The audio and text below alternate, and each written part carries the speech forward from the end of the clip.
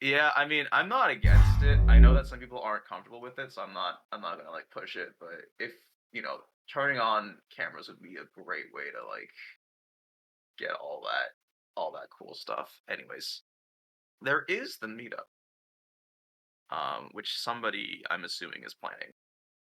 Eternal, are you I streaming? don't know. Is Odin planning it? Yes, I'm good to go. Always planning.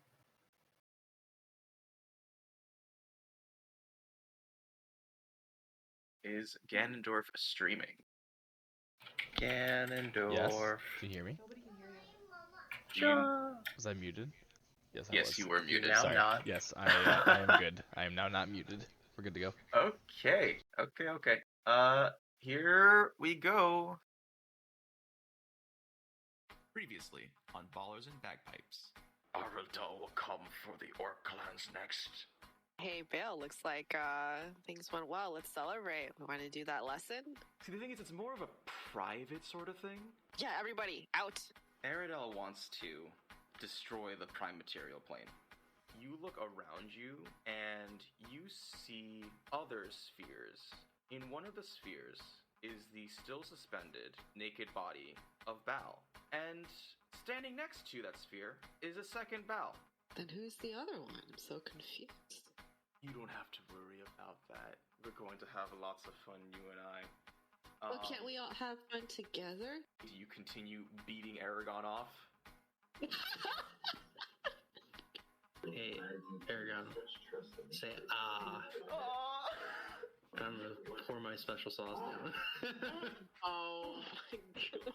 Okay, that's not what I expected. I don't know if that's much better, to be honest. Wait, special sauce. Yeah, what do you mean by Special special Yeah, sauce? special sauce. Like special sauce or special sauce? How does it taste, Eragon? A bit salty. Use a little bit more pineapple. Have you guys seen Bale recently? I'm gonna narrow my eyes at her because I think something's going on. I'm on the barkeep. You see his dead body land on the ground in front of you as blood splatters. You see coming down Lady Lisa, Bale, and you also see a lot of cultists. I hope that nobody's allergic to pickles.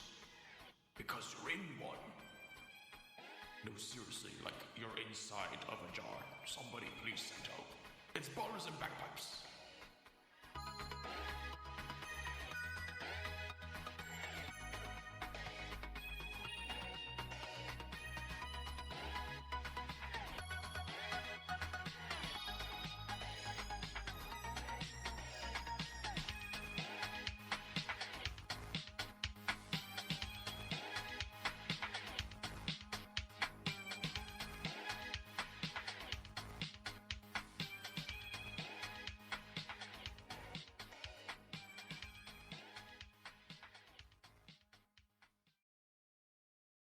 All right. I did not leave it all out. All right. It's just there was a lot of stuff I had to get through, and I'm limiting the intro to like 2.5 minutes. Otherwise, you're going to be sitting here for 5 minutes listening to how Odin swang around an erect dildo at Eragon.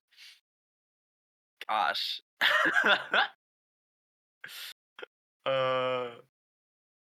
Okay. So let's get right to it. So this is what just happened. I guess you already heard from the intro. Let's do everybody except for Odin and Ganondorf roll perception.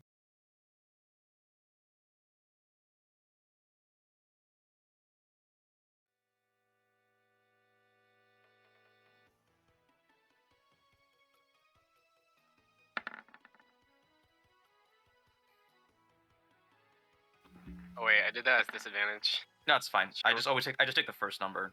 Okay. Yeah.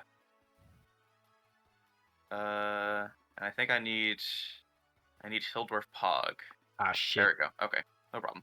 Nope, nope. That was persuasion. Well, I mean, I'll just take whatever value. So you rolled a 12, and then what's your perception modifier? 4. Okay, so you rolled a 16. Okay. So just to set the scene, Hildorf Pog, you were just about to drift off to Dreamland before you heard some commotion coming from the sort of entrance from the bar. Koi, I don't exactly remember what happened. Are you being bathed by Wheelie right now? Yes, he Yeah. is being bathed by Wheelie right now. It's very unpleasant. Koi, you also hear a crash and some voices coming from that bar entrance.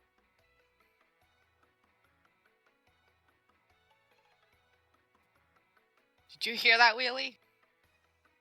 No. What is it? I heard a crash. Something. I get my clothes. I need my armor right now. I dumped all the armor on you. Why can't you just put it on? Okay, fine. I'm gonna go check it out. Why am I naked in front of you? I don't know. You were naked when I came over, so... Why did you come over? Well, I don't know. I entered the district, and then I saw you dead on the floor, remember? I choose to not remember. You were the one who poured the card out, and then all your stuff is gone. And I took the stuff so that Hildorf Bob doesn't steal that shit. Look. Whatever. I'm gonna check out Go see what's going on while I get dressed. Gosh. Okay. Hildorf Pog, Galadriel, Eragon, do you do anything? Well, I don't know. Should I get out of bed for just noise?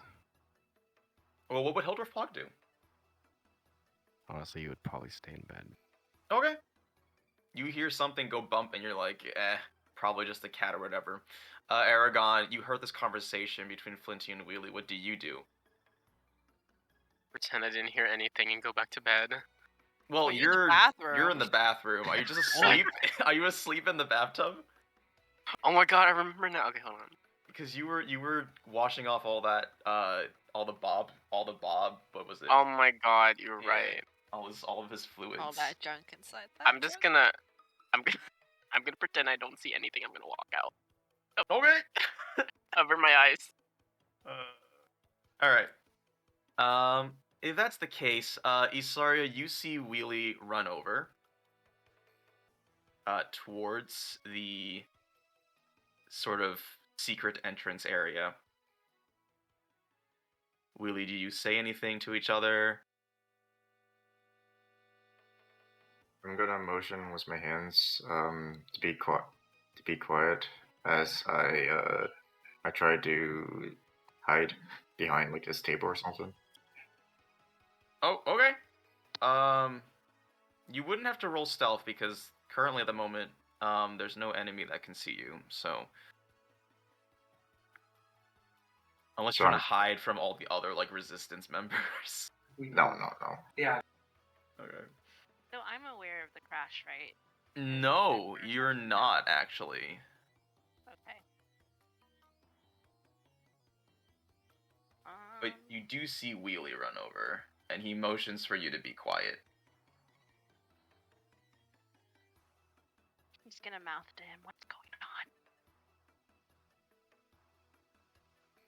You can't see Wheelie Steely say anything because he's wearing a mask on his mouth. Unfortunate. Okay, and I'm guessing Galadriel's asleep. Because Hildorf Pog did nothing, then you remain asleep. Okay. So now we move back to Odin and Ganondorf and Soil. You just saw Ammon's dead body fall through the trapdoor, and you see Lady Lisa very commandingly just like jump without taking the ladder, just jump straight down and land as the wood cracks beneath her and dust sort of spreads out from where she landed. And behind her, you sort of see Bale, and he's sort of like shifting through the air, almost like a specter. And he doesn't like land hard, but he sort of just drifts over next to Lady Lisa. And then from behind her, a bunch of cultists come filing in. So those large tokens you see, they're not like huge cultists. They're just representing a mob, a group of cultists, taking up a lot of space. And after Lady Lisa lands, she kicks over Ammon's body, and it sort of tumbles at your feet, Odin. Well, that's pretty rude. What did he ever do to her? What did he ever do to you? You're not in a position to be asking questions. I heard from a little birdie in the wall that we had some insurgents hiding in our city. I have no idea what you're talking about. Well, that will make killing you all the more easier. Unfortunately for you, I already know everything that's going on. So, I'll give you an offer. You surrender, and I won't kill you all now. How's that sound? Can I get a rain check on that? Can I think about it for a little while? Ganondorf, what are you doing? I'd like to move to the other side of soil and get closer to Lady and Ball and all these cultists. Okay, if you do that, I think you're gonna have to make a stealth check. Okay.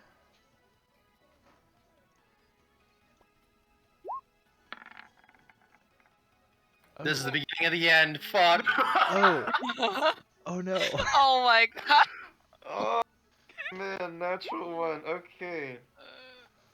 Over himself and into her. Roll initiative. Oh. I think this is what happens.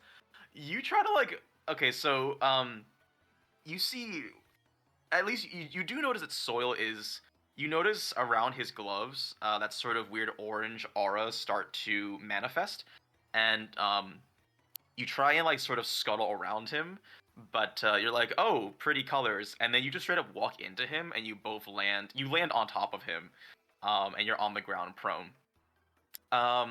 And as you sort of fall, you see you see 3 or 4 of the cultists just run up with their swords and weapons drawn, and they're sort of just holding it directly over the pile. And they're sort of like, should we do anything? And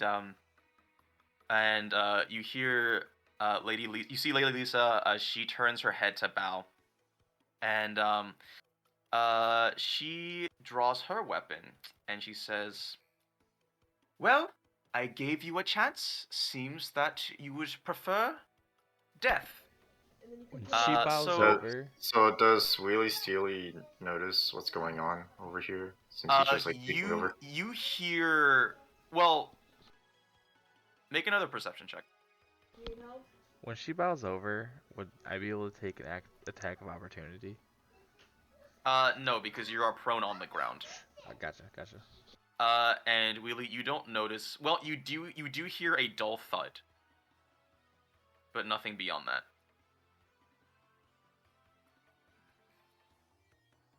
Okay, here's what we're gonna do. Everybody. I'm gonna get closer behind this door thing. Okay, I'll say there's enough time for you to have done that. Sure. But everybody from where you are standing, oops, that's not the right button. This is the right button. Let me delete all these people real quick. Ladies and gentlemen, you're all gonna roll initiative. Wait, including me? Yep, literally everybody. Oh. This is interesting combat music. No, it gets poppin'. Don't you worry. Okay. It's like we're in a cantina. Has anyone seen Bleach before? Just like that? I've heard of Bleach. I didn't watch or read it. I mean, how much sound did I hear from what just happened? Because I was not sleeping, I was kind of just getting ready to go back to sleep, because it's only been like 5 minutes. I don't fall asleep in 2 minutes, right? Yeah, you heard you heard thuds. And I think with your 16, you can hear you sort of heard muffled voices. Do I have a chance to get up for this, or no? Or did it start? You do not. Prone? You do not. I was going for a short rest. So. Yeah, you were going for a short rest. You did not get one. Yikes. Dude, at least you have health. That So evil laugh. No. So here's what's gonna happen. Because literally nobody else did anything. Everybody inside of this room. Oh, I guess I should roll for a soil. Everybody inside of this room is going to get a surprise round. And then after that, which basically means that they get to take their turns, and then it goes back to the top of initiative. So let me roll for some other people. Can you assume I'm dressed? Because I said it was gonna be. Yeah. You're dressed. Don't worry. That's not gonna be Actually, I'm not gonna put Siego and Soil on initiative because it's too much. I'll just have him do stuff to flavor it up. As all this is happening, by the way, Ganondorf and Odin, you see all of the cultists sort of just like spread out in formation, sort of in like a semicircle, between just sort of encompassing all of you guys. So Bale is going to go first, and you just see him. You see him manifest that rift where he came out of with Flinty in the industrial sector, and he walks through it and disappears.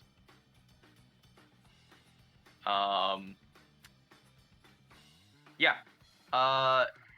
Next up is Lady Lisa, who is going to walk up to Odin. Or actually, she's not going to walk up to Odin, excuse me. She is going to cast a spell on Odin. So Odin, please make a wisdom saving throw for me, please.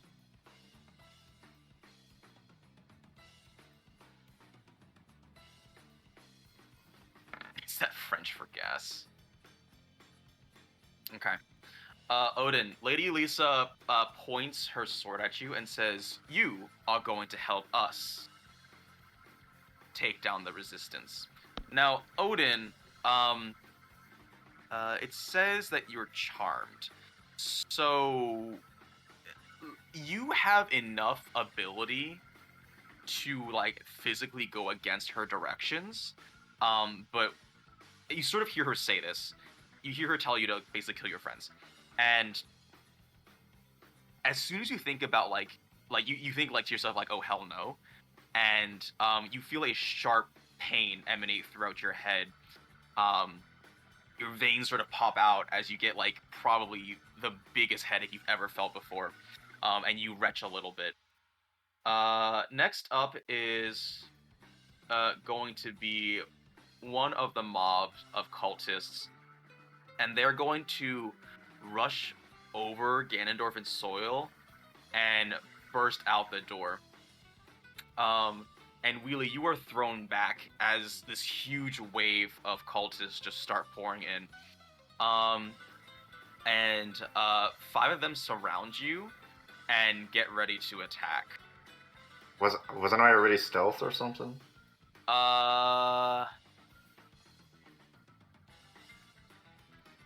How about this? Roll a dexterity saving throw. Okay. The doors fling open, and you manage to roll sort of like, you manage to anticipate it just with enough time, and it sort of slams into the wall. And so you're not caught off guard by it. And as sort of the recoil sends it swinging outwards a little bit, you sort of just slide in between the door and the wall, out of sight. Okay. In that case, then this mob, they burst in and they disperse. And while this is all going on, so there's a bunch of, just a reminder of what was going on, there was like a big party, a bunch of the Resistance members are like sort of definitely unprepared. A lot of them are unprepared. And so there's a very haphazard attempt to counterattack. And just basically like all hell breaks loose at this moment. As soon as this mob bursts through the door, everybody like grabbed whatever weapon or just like random pieces of stone or pipe lying on the ground. And they're just having at it. At this point, I will say that there's enough noise that everybody can hear fighting going on. Okay. Next up is Odin.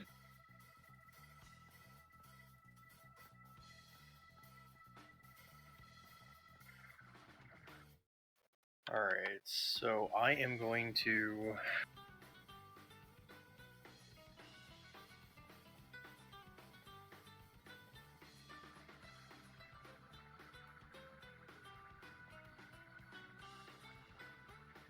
I'm going to take a bottle of special sauce.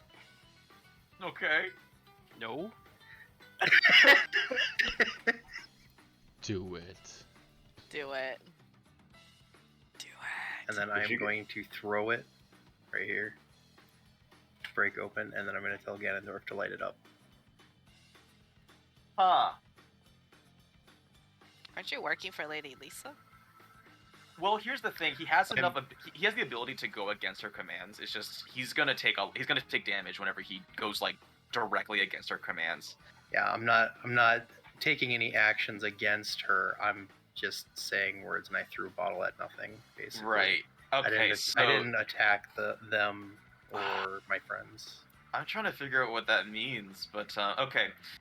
You pull out this bottle and you chuck it against sort of the doorway, and it breaks open on the ground. There's glass shards flying everywhere, and some of this pink fizzing bubbling liquid, not some of it, all of it, starts spreading. Let's say, I don't even know. Let me just draw a real quick circle.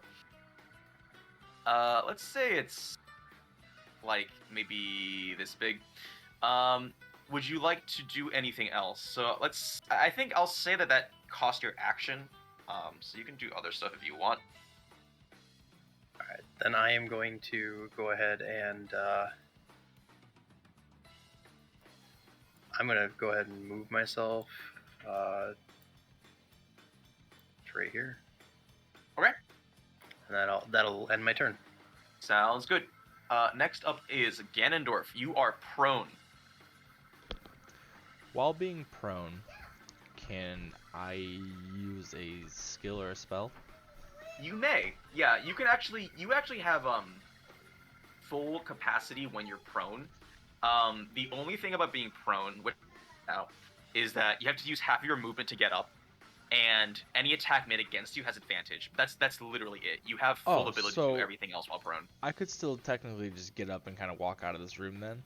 You may. Yes. Okay, so I'd like to do that to start my turn. Then I'll get up and I can move then half my movement, which is 15.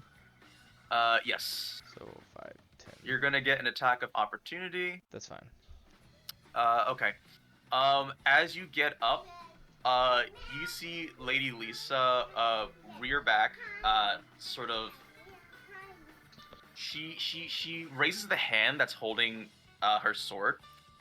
And for the briefest of moments, you see this sword flicker out of existence and become instead sort of like you sort of see her hands, like the nails on her hands, not grow, but you just sort of see like sharp claws manifest. 13 to hit. I'm imagining that does not hit. No, it does not hit. Okay.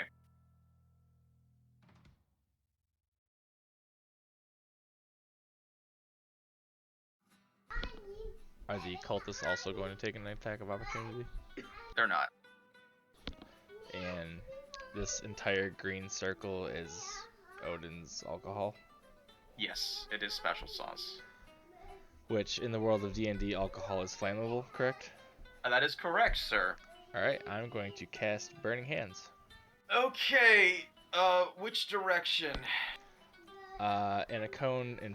let me draw. not shape, in a cone in front of me, 15 feet. Okay. That's gonna hit Odin and Wheelie, but if you're cool with that, then... I am, because I would light basically the entire doorway on fire, Okay. correct? Yeah, okay. So go ahead and put that in chat.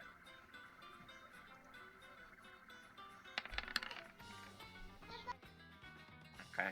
DC Wheelie and Odin, yes, you need to roll a dexterity save, DC 14. I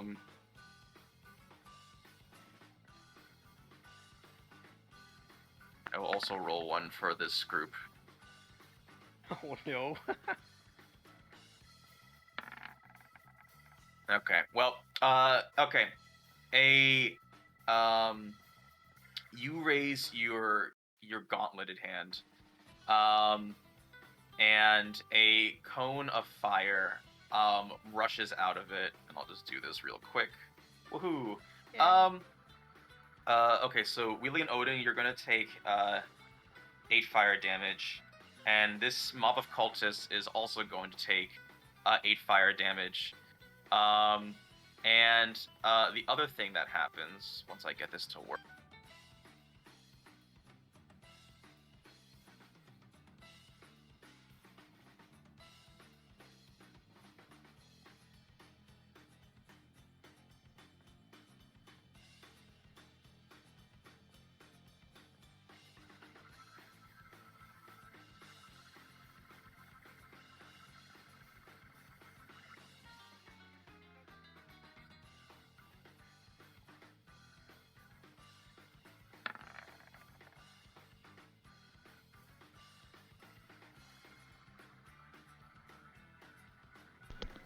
Ooh, what's the 32 get from a special sauce?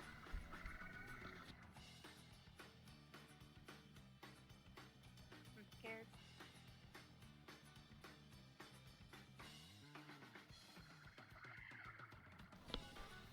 The silence.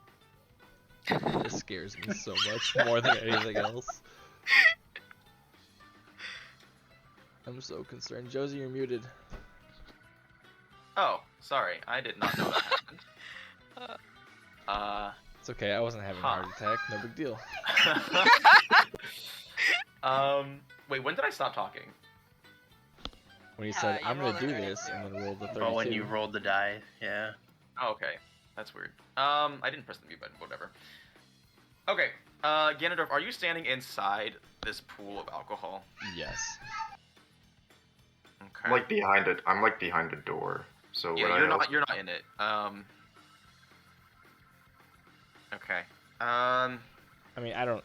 It depends on where exactly the center point of the circle is and how big it is, but I guess technically, according to your drawing, yes. Well, I guess. I'm just asking you I'm if in it. you decided whether or not you're standing in it or not. Initially, yeah, because I just where the picture was and how far I could move, I assumed I would be in Okay. it. Okay. The alcohol ignites as a raging pink fire erupts. Everybody that is within the circle, so that's going to be Ganondorf, Soil, and the cultist mob, you are going to take 1d10 plus 1d10 plus 4 fire damage. Okay, so you all take 11 fire damage. And Ganondorf, you also see Soil. He's engulfed in these flames, but he does not seem bothered by it. On account of the fact that he's basically wearing like a fireproof jumpsuit. But the cultist mob is going to take 11 fire damage.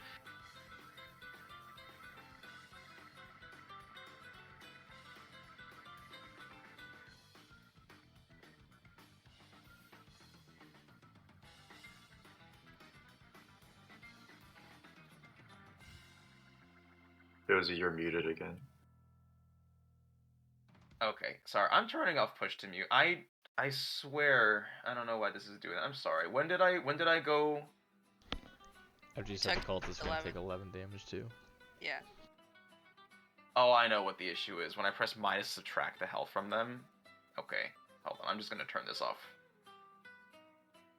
I thought it was clever. It wasn't clever. I know that feeling all too well.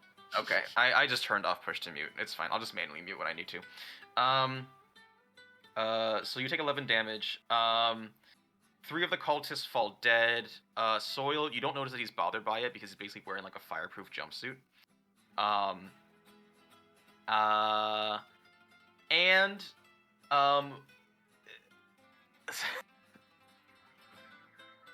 all the while, you see from the area that was covered in special sauce, you see a portal open up beneath you. And Ganondorf, Soil, and cultists start falling, and they fall through this portal as the portal closes up. And this fire is still raging, but Wheelie and Odin, they're just gone. Ganondorf, oh man, there's actually like a huge plot implication for this. Ganondorf, this is insane. Ganondorf, you fall through this portal, and you are in pain on account of the burns you just suffered. And as you sort of open up your eyes and observe where you are around you, you are floating. You are floating in some sort of weird, like, sort of purple-blue, spacey environment. And I want you to roll a perception check. So, I'll do that, but does my danger sense give me any type of implication that I'm in danger? You are not in danger other than the mob of cultists that is sort of floating alongside you. Okay. You look around you, and you see what you think are the souls of people that are sort of moving through this plane. And you sort of see them all heading in one direction. And you also hear some wailing and some crying. And off in the distance, you notice a bright green light. And for the briefest of moments, you feel a presence from that light stare directly at you. Am I able to move while I'm floating in this whatever? It's not your... well, I guess you already used your movement. But otherwise, not really, because you're kind of just floating in 0G. Okay, but Ganondorf, Soil, and this mob they're just like not on this plane of existence right now. So just don't forget that. I guess. Yeah, what's up? Was this still technically a part of my turn while I was doing this? Yes, that's true. It is. Yes. Then can I invoke Rage as my bonus action? You absolutely may. All right, then I'm going to as I start falling through this portal, I just get enraged at the fact that I'm falling through a portal. It was super fucking annoying. So yeah, my hair gets longer and I grow big hairy bear arms. Sounds good. Okay, next up is sort of the final mob of cultists, who, seeing that nobody's left in this area, they're gonna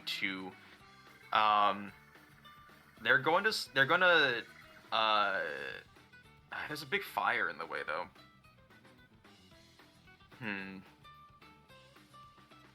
Alright, they're gonna look around and sort of just see if they can find a source of water.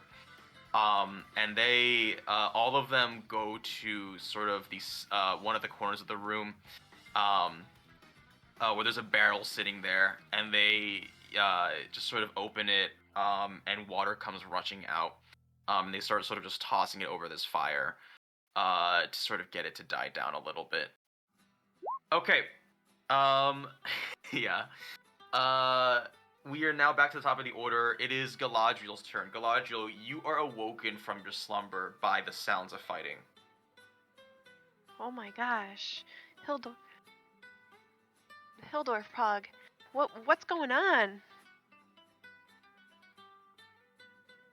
Hello.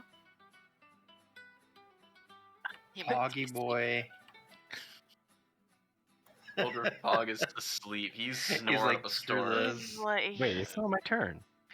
I know, but I still was interacting Talking is a with free you. action. Talking is a free action. Did you think talking was like? Did you think like talking was like an action or something? Well, a turn is like 6 seconds. Okay, sure. Hello. No, I can you talk. can banter as much as you want. Okay, sure. Hello. I'm still kind of sleeping though. I'm not. Because I have to wait for the noise myself. Oh wait, I don't know. What the fuck is this? All right, so I'm going to just ignore him because he's just mumbly and jumbly, trying to wake up. Yeah, I'm trying to and wake up I'm gonna get out of bed and I guess move my movement and find out what's going on. Okay. 5, 10, 15, 20. And you exit the barracks, and before you is quite a scene. Everybody is engaged in like sort of a mini fight. You also see there's just this like huge pink fire, just engulfing the entrance, the secret entrance to the resistance. But everybody else is sort of just like caught off guard and doing their best to fend off just incoming waves of cultists as they swarm this entire area. Alright. Well, I am going to... Decisions. I'm going to use my Hunter's Mark and... I don't know where the closest bad guy is, though.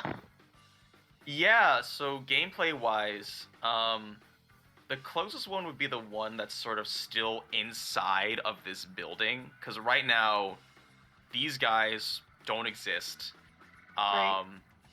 I think from your position, you should be you can see this group. Well, I'm gonna mark 1 in that group. Okay. With my Hunter's Mark. Yep. For my next turn, and then guess I'm gonna use Hail of Thorns. And why is this not linking? Okay, so I'm using that, and then Hail of Thorns over that group of people. Just real quick, Hunter's Mark uses your bonus action, so you can't cast Hail of Thorns within the same turn. But you do have an action you can use. Okay. I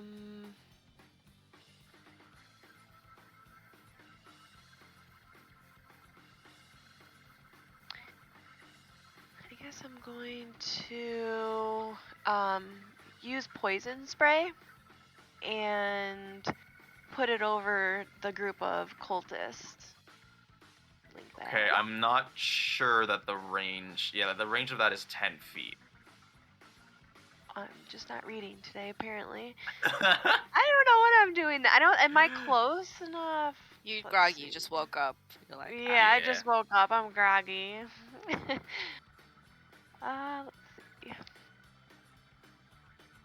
Alright, I guess I'm gonna use my longbow +1 and shoot into the group of cultists and hope that I hit one. Yes, that you absolutely may do, and go ahead and add Hunter's Mark damage as well.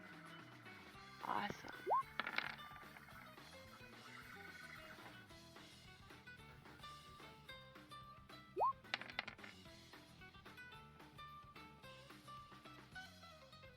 Oh, whoa. Okay, I see that bringing the Giant Slayer. Okay, but it's not like they're like individual, but that works. Okay. So that's 12 damage. Okay. Okay, great. You draw back your bow, and you let loose an arrow, which just plows through one of these cultists and impales itself into a second one.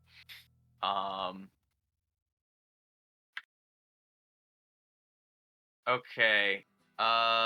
Next up is Bao, who is currently not within sight. But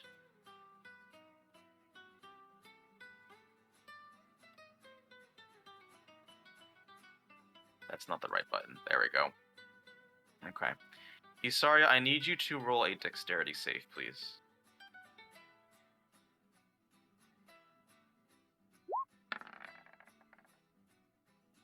$17. Okay. You feel the wind shift behind you, and you turn around just in time to see Bao manifest out of this portal. And he is going to he raises one of his hands, which transforms from this sort of human-shaped hand, right? Because he's a tiefling, and it instead becomes a demonic claw, and he swipes at you. 17 is going to hit. It hit. You take 8 slashing damage, and as he swipes, as he sort of rakes his claws across your body, you notice that his figure begins to shift into that of an incubus. So a second horn protrudes from the left side of his face. His skin morphs from this shade of purple to a shade of red. You see his legs turn from humanoid feet into sort of like goat hooves. And his tail, his sort of thick tiefling tail narrows into that of a devil's tail. Yikes. Can I take an attack of opportunity on him since he's within my melee range? An attack of opportunity only works if they are leaving your melee range. Okay. Yes. Yeah. So next up is Hildorf Pog. Who, it's up to you what you want to do, man. Well, I kind of hear a lot of noise, and I was trying to go back to sleep. Mm-hmm. So I'm like, oh, fuck. Again, these guys making noise. Can never get a short rest with this guy. It's I'm gonna exit the room. 1, 2, 3, 4. At this point, I see the fight, and I'm like, oh, fuck. You see all this chaos erupting before you. Oh man, I don't want to deal with this shit. You're like wakey, eggs and bakey. So he's gonna summon. Well, he's kind of tired, right? So he doesn't really want to deal with that shit. Yes, and I don't think you can summon it because it hasn't been 24 hours yet since the last time. What? My dildo. Oh, your dildo. I thought you meant your fire elemental. I did not summon my fire elemental. It's still off cooldown, I think. Yeah, it's still up. Yeah, but it's whatever. I'm not summoning an elemental. I'm just gonna summon my dildo. Okay. So bonus turn, summon dildo, and then my regular turn, I'm gonna bless Odin, Eternal, and Wheelie. I think. You don't see Ganondorf. What? He's not. He went through a portal. He's just gone. Okay, so I'm gonna bless Odin, Wheelie, and Isarya. Yeah. Okay. So. Yeah, all of them are blessed, and then I will bring my trusty dildo. The range of that is 30 feet. Yeah. Is it enough? I could actually. No, I don't think that'll reach any of those targets. Oh, geez, I'm much further than I thought. Yeah. Wait, this cabin is massive. Holy yeah. shit. Well, I have only one more movement, so I guess there's no bless. Oh, damn, I don't know what to do, man.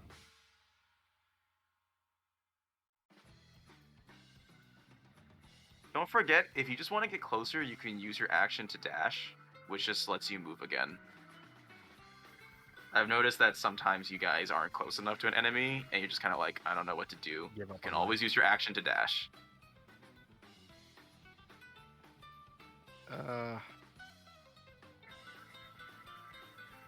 Now I'll stick to my original game plan, which was to not get involved. So I'll summon my flaming dildo. I think this is 30 meters, but I don't remember by heart. So I'll actually summon the weapon and read what it says. 60 feet actually. So. Oh yeah, that can reach the doorway. Yeah. So, well, I'm gonna put it here. Okay. This is an enemy, right? This guy makes it's a bunch of enemies, right? So. Yes, but they're not there at the moment. Oh, what? Well, I guess. Because they went through this portal. Okay, so the only person I can see is the purple lady, purple man. Yes. Yes. Then I'll summon my dildo. Let me delete unnecessary NPCs real quick, just because there's like a lot going on. Well, the blue ones are my friends, I think. Yeah, they are, but they're not. See the guy behind because he's behind the door, correct? I'm just yes. Well, you can see through the flames. There's a group of cultists, but you don't see anybody else. Okay. Well, could I summon my dildo there if I can see them or not? That's the question. Yeah. But yeah, you can do that. Okay, so I'll summon my dildo on the cultist. Okay. The group of cultists over there. The attack I already rolled. It was 14. You can just use the original one. I see it. Okay, 11 force damage. Yeah, it's 14 to hit. I rolled 14 to hit and 12 force damage. Yep. Teenage Bible dildo. Okay. I'm pondering if I'm summoning my elemental and going back to that. Jeez. You see more cultists drop dead as your sort of flaming dildo just demolishes their numbers. Okay. Man, I don't know what to do.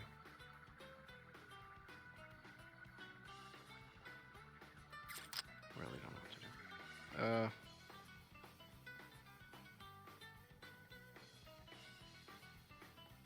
I don't have the range for that. Ugh.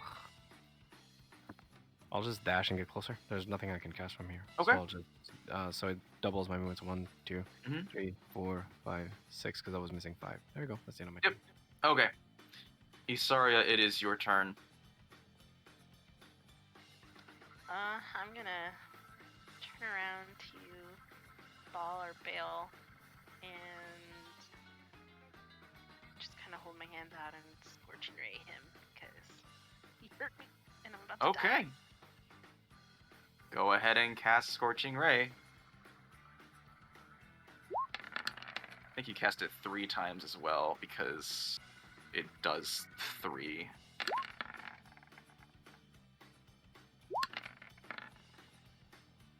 Wow, those are some really bad rolls for damage. I'm so sorry. So used to it. Okay. Yeah, you rear back your hands in response to his claws, and you launch 3 fiery bolts at him. 2 of them meet their mark, and he's going to take 7 fire damage. The third one sort of just goes past him and lands into a wall. And as your rays of fire meet his skin, they sort of sizzle off, and you see that part of his skin turn red, but it doesn't leave like a burn mark. So he takes... What is that, 7? He takes 3 damage.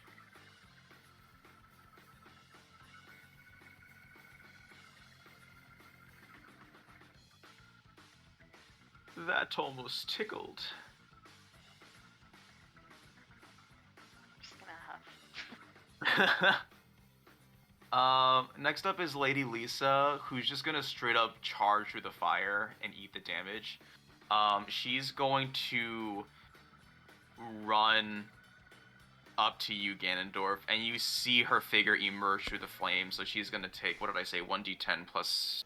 Wait, how did I see her? I was in the fire. I'm in the portal. Odin sees her. Oh. I might have misspoke, yeah. I already forgot what I did for fire. I think it was a d10 plus 4 or something, or was it 2? I don't know, I'll just roll the d10. It was plus 4. Okay. Okay, he takes 6 fire damage.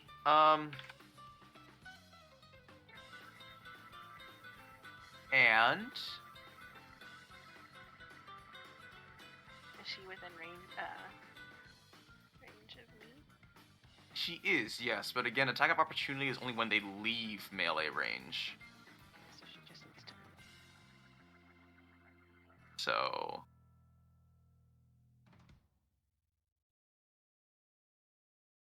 Wheelie.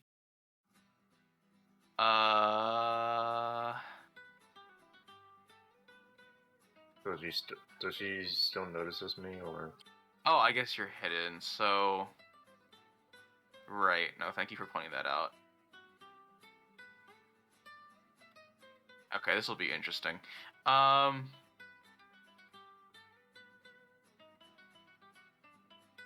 Isarya, I need you to make a...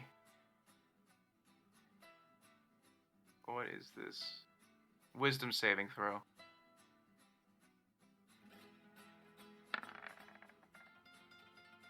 $16. Okay.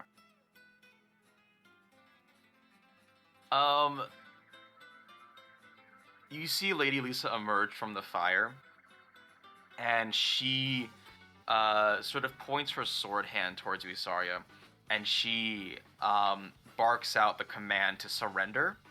And you feel something infiltrate your mind before you sort of muster up the mental fortitude to push it back out.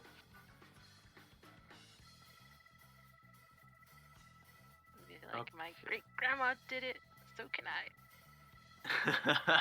Great. Excellent. Next up, we go back into this other realm that you're in, Ganondorf, and you see all these cultists just struggle. They're just like twirling everywhere, and they can't really do anything. They're sort of like, one of them like is very slowly drifting by you, and he tries to swing a sword at you, but you're just out of reach, and it's just really awkward as he sort of just very slowly drifts by you. Can I take an attack of opportunity? You're not within range either. Does it have to be melee? Yes, attack of opportunities do have to be melee, unfortunately. Can I throw a dagger? Not as an attack of opportunity. Okay, I'm good with that. But you can swing back at them, and it can look really silly.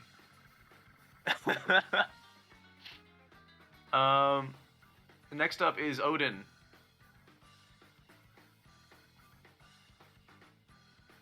Alright, I am going to walk over here, and I am going to look at Crebulon, and I'm going to say, now's your time to shine. Do something about it. And I'm going to pick him up, and I'm going to threaten to throw him in the fire. Okay, there was absolutely no reason for you to do that, because he was going to do something, but now you were holding a very angry crab. Yeah, I don't know what's going on with your dog. Okay, so, it's the universal sign for I have to take a shit.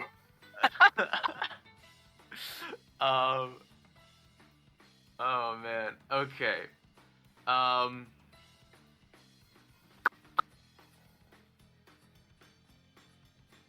Okay, Crebulon,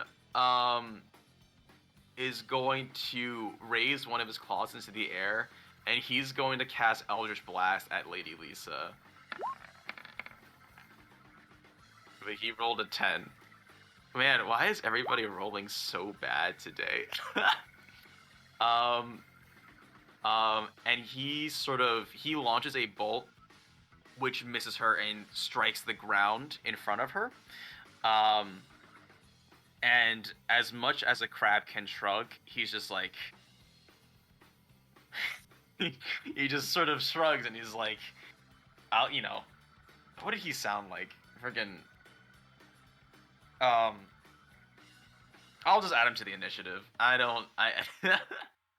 He sounds loud. He sounds loud and he's like... What foul sorcery is this that you have evaded?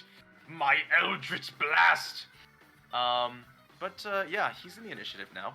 And he's being held by Odin. So he's linked to you. Go take your dog for a poop.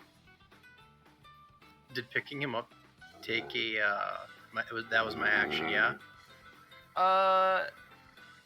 Yeah. You can still move, though. Alright. I'm going to go ahead and do, an action surge. Okay. And I'm gonna whip him at Bale. You're gonna throw Crebulon? At Bale. Yep. Push him back so I can attack him. Does that count as going against Lady Lisa's orders? He can say he's throwing it at me. Not if he hurts Crebulon. Yeah, I'm attacking Crebulon. I'm throwing Crebulon. God, but it's about his intention though. Like, okay, here's what we're gonna do. Here's what we're gonna do. Odin, make a wisdom saving throw. On a successful save, you think so hard that you're throwing Crebulon instead of like you're attacking Bale. Okay. Oh my goodness. You do your best to think that you're throwing Crebulon. But you really can't. What you're really thinking is that, like, no, I'm going to hit Bale. You're gonna take 5d10 psychic damage. My God. Oh my God. Bye, Odin. Bye, Odin. Yep. All right. You take 20 psychic damage, and as soon as you hurl this crab, you feel your brain just like explode. And you just crumple on the ground, drool coming out of your mouth, kind of catatonic. Crebulon has been hurled. Odin, I still need you to make an attack roll, a ranged attack roll. So either dexterity or strength, up to you.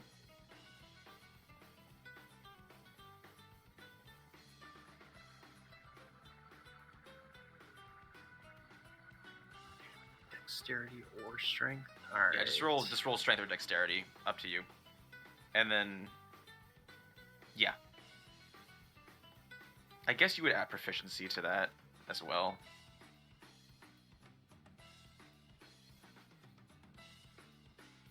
It's not a save. How do I roll just the stat, not a save for the stat? You click the word strength or dex on your sheet. There you go. Thank you. Okay, and you're gonna add.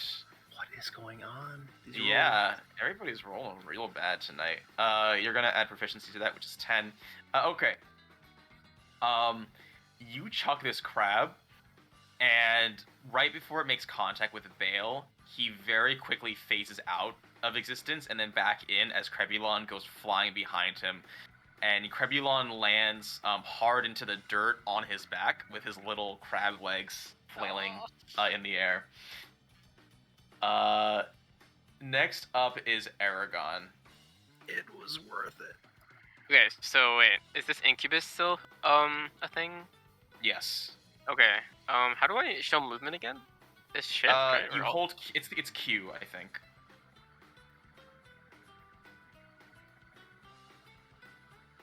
It's like you click, drag Q, or you use your arrow keys and just count. It's the same thing.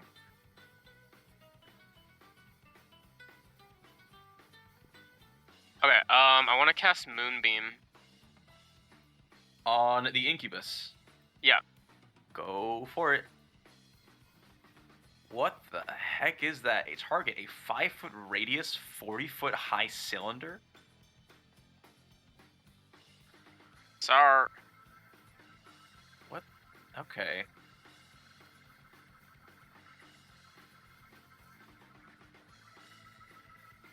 Are you casting it directly on Bale? No, I wanted to cast. Yeah. Hit Isarya. Wait, is that gonna hit Isarya? It's 5-foot radius. How big? Oh, can I cast it like right here, right beside Yeah, him, you can do that. You can do that. Okay, concentration up to a minute.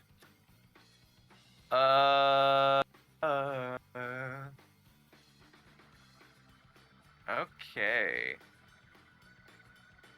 Oh, okay. Okay.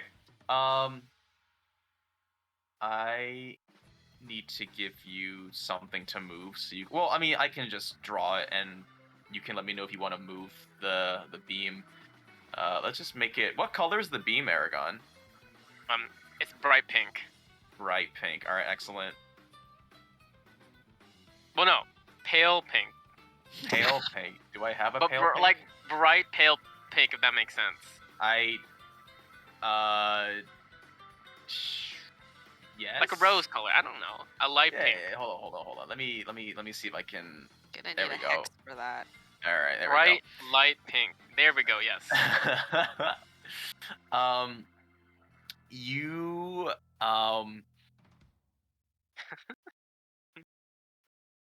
Yeah, I guess you pull out some seeds from your bag, and a moonbeam, I guess it doesn't really crash through the ceiling because it's intangible, but you see it project onto the ground, and it engulfs this area with Bale in it. So he's gonna make a Constitution saving throw with disadvantage.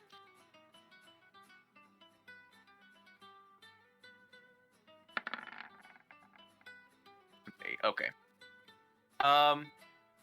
Okay, so he's gonna take 2d10 radiant. So why don't you go ahead and roll that for me? Okay. Wait, am I doing this right? Okay. Yeah. 6 radiant. Now these are some low rolls tonight, guys. Okay. He takes his radiant damage, and his guise completely dissipates. I mean, I guess you could already see him for what he was before. But any trace of what was Bale just completely disappears.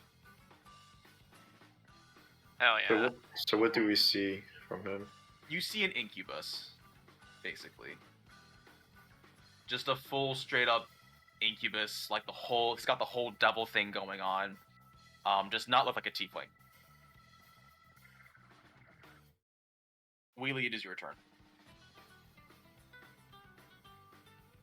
So I'm gonna move up to Lady Lisa, and then we just like sees Ganondorf, Soil, and Odin, just like nowhere. You see Odin. He's on the ground unconscious. You don't see Ganondorf, or that cultist mob, or Soil.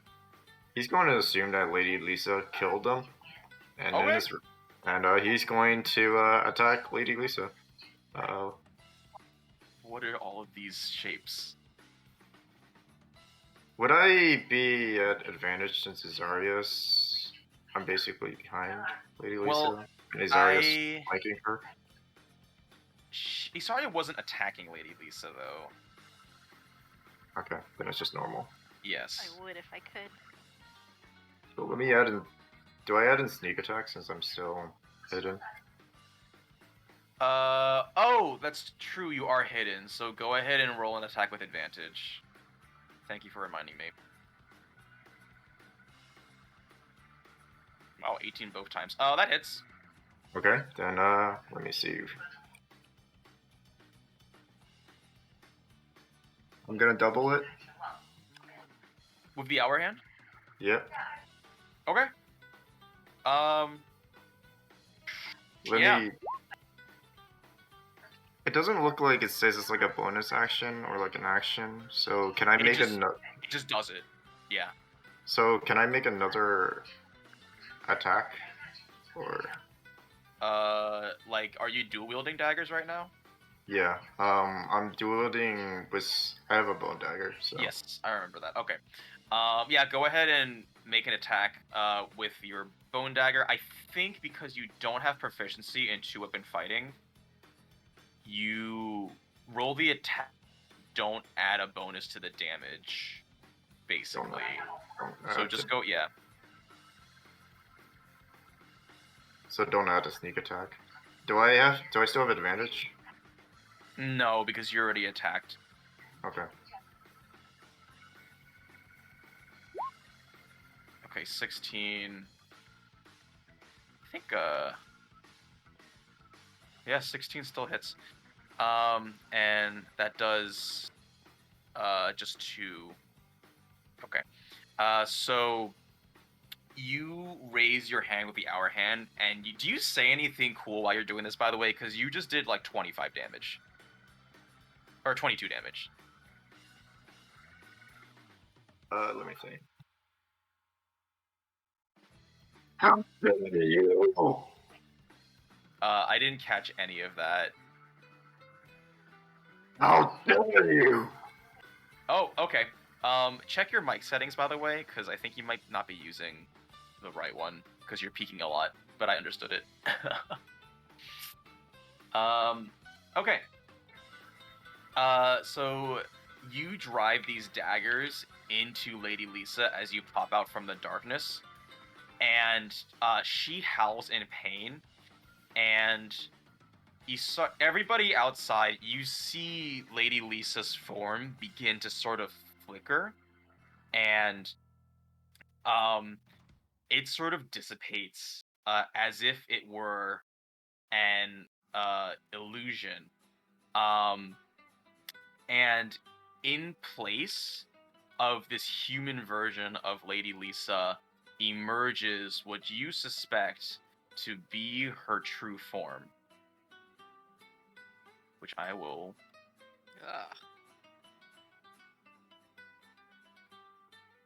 and she grows in size. Her feet become like those of a sphinx. Well, she is not humanoid. She's thick. Yeah, she do be thick. So I still have movement, is that correct? I believe you do. I just moved 5 feet.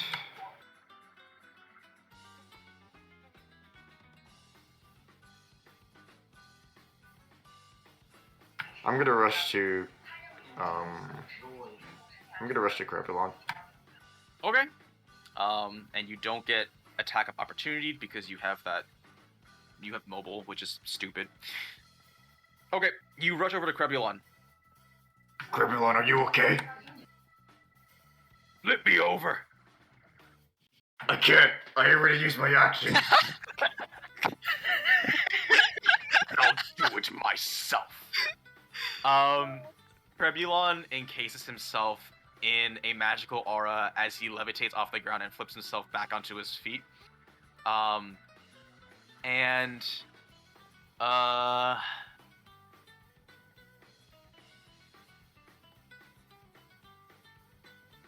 Okay.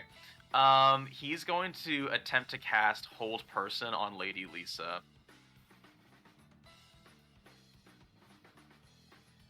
What's your save modifier, Crepulon?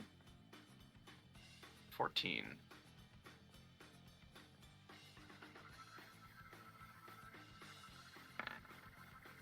Well, he extends his 2 claws in Lady Lisa's direction, and you see his aura encase her for the briefest moment before she sort of pushes out with her arms, and you see this magical prison shatter. And Crepulon's arms also reel back and recoil as she breaks free. Ganondorf, you're inside this plane, and as you're sort of wondering, okay, what comes next?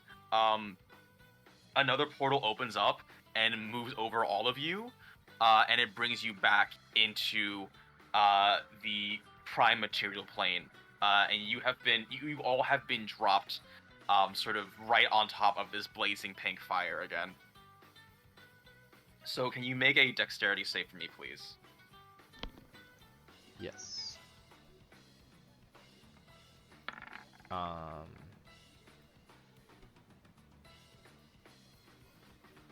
Would this be like a dex check?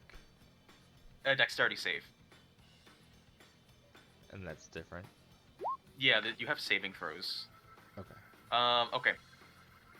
Oh wait, I have +2 to dex saving throws from my Ring of Sweet Flips. Oh, okay. So you rolled an 11? Yes. If that makes any difference. Yeah, unfortunately that's still... No, it still doesn't. So you're gonna take 1d10 plus 4. Half, though, because you have resistance. Okay, you take 6 fire damage.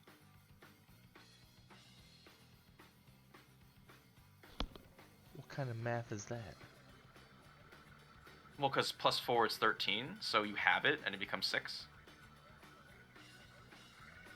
Right? Oh, I see. That was just the D10. I thought that was the D10 with the 4. Yeah. I got you. Yeah, sorry. I should verbalize all that. But you all have been dropped back into reality. And it's back on my turn. Yes, it's still your turn. So, I'll move backwards to get out of this fire, and the cultists are still in here. That's correct. And they survived this fall? They did. Okay. Well, one of them didn't, but... Okay, then I'm going to... Odin's already knocked out unconscious, correct? Yes. Alright, then I'm going to use Burning Hands again towards this group of cultists. Are you gonna hit Odin? I guess. No, I guess not. Because it's in a cone, so I guess it would be like... Okay, About so 15 just feet. like... Okay, so you're gonna hit... Okay. Yep, go ahead and roll that.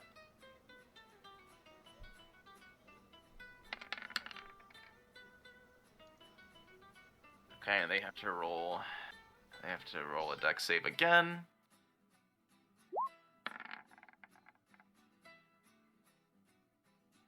Okay, so they take 11 halved, which is 5 fire damage, but you see another one of them go down.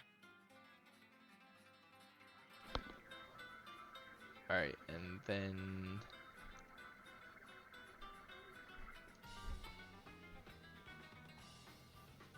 I guess that's... Wait, I have something else, can't I? Sorry. Oh, no problem. I'd like to summon my Flame Blade with my bonus action. Okay, sure. Do you have enough, like, gauntlet points to do all this? This is my last 2. Okay. Okay, sounds good. So just remember that you have that Flame Blade active. Yep.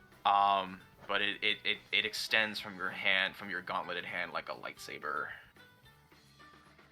Okay, is that the end of your turn? Yes, it is. Thank you. Okay. Flinty, it is your turn. You just finished changing. Yeah. Didn't have enough time to dry. Right, I'm gonna move out and see what the heck is going on. Okay. I'd be like, oh. There's a lot of stuff going on. Lady Lisa killed them! What? Who's Lady Lisa? That big cat lady? What? Oh, baby. Alright, can I attempt to stop time with my metronome? I think it's, Yes, you may. What do you have to roll? You have to roll your performance, and what do you have to beat? DC 15 performance. And that counts as my action, right? Does it? Yes. Roll performance. Yeah. Oh, okay, man. I have been waiting for this to happen. Okay. I have a request. Just kidding. I was gonna ask you to say the world, but you don't have to do that. What? Save the world? No, like say the world, like the words the world. The world. Okay. Okay. That's all. Thank you. Okay. So time has been stopped for what is it? 1d4 plus 1 turns. Okay, so I have to roll a 1d4. Roll 1d4, and that's how many turns you get. 2 turns. 3 turns, because it's plus 1, right? Oh, 3 turns. Okay, so you just use your action. You can still move. I can still move, and I just can't like cast things on people, right? Like including. If you, yeah. As soon as you cast a spell or make an attack, it ends. What about like bonus action, like inspiration? Does that count as a action on people? No, because I didn't include that in the wording. It's not a spell or an attack, so that you can just do that. Okay, so I guess for my first turn, I'll drink a healing potion. Okay. Where's yeah. my healing potion? I have 1 more, so I'll just get rid of it. And then, wait, is there a thing to click, or is it just... It's 2d4 plus 2. 2d4 plus 2. I don't think there's a thing you can click. So wow, 9 health. Okay, so I feel a little bit better. Mm-hmm. So 16. Yep. And then for my bonus action here, I want to use my Mantle of Inspiration on, so I can, is it plus 3? Wait. So you can affect a number of creatures equal to your charisma. So you can affect 3 creatures within 60 feet. 3 creatures within 60 feet, so... Look at all these arrows. I can pretty much hit everybody except Ganondorf. So I'll inspire Isarya and Wheelie. and Galadriel. Okay, so Isarya, Wheelie, Galadriel, you get 5 temporary hit points. Yep. How do we add an overshield? That is, there's no way to put that on a bar, but if you on your character sheet, there's a spot called temporary hit points, so you just have to track it yourself. Unfortunately, there's not an easy way to do it. So that was your first turn. You can still move. I can still move. It's okay. I like my bathroom. Okay. It is now your second turn then, I guess. I didn't count on having this many turns. I don't have it. Oh jeez. Okay.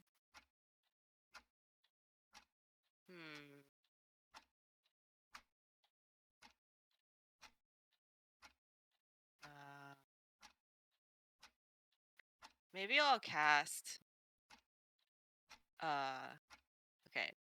So minor illusion. I can make it create an image of an object, right? Yes, and I guess since you're not casting it on a creature, yeah, it also doesn't count. Yeah. Yeah. So, can I make like another Crabulon? Like, wait, how far is this? 30 feet. Okay, so.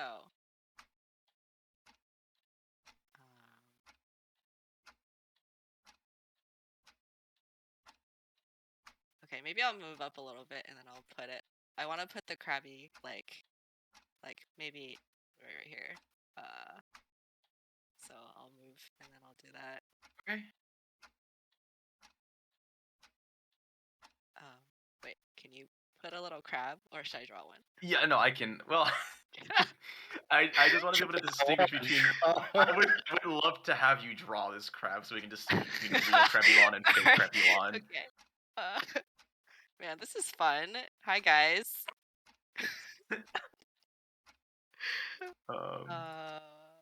Okay.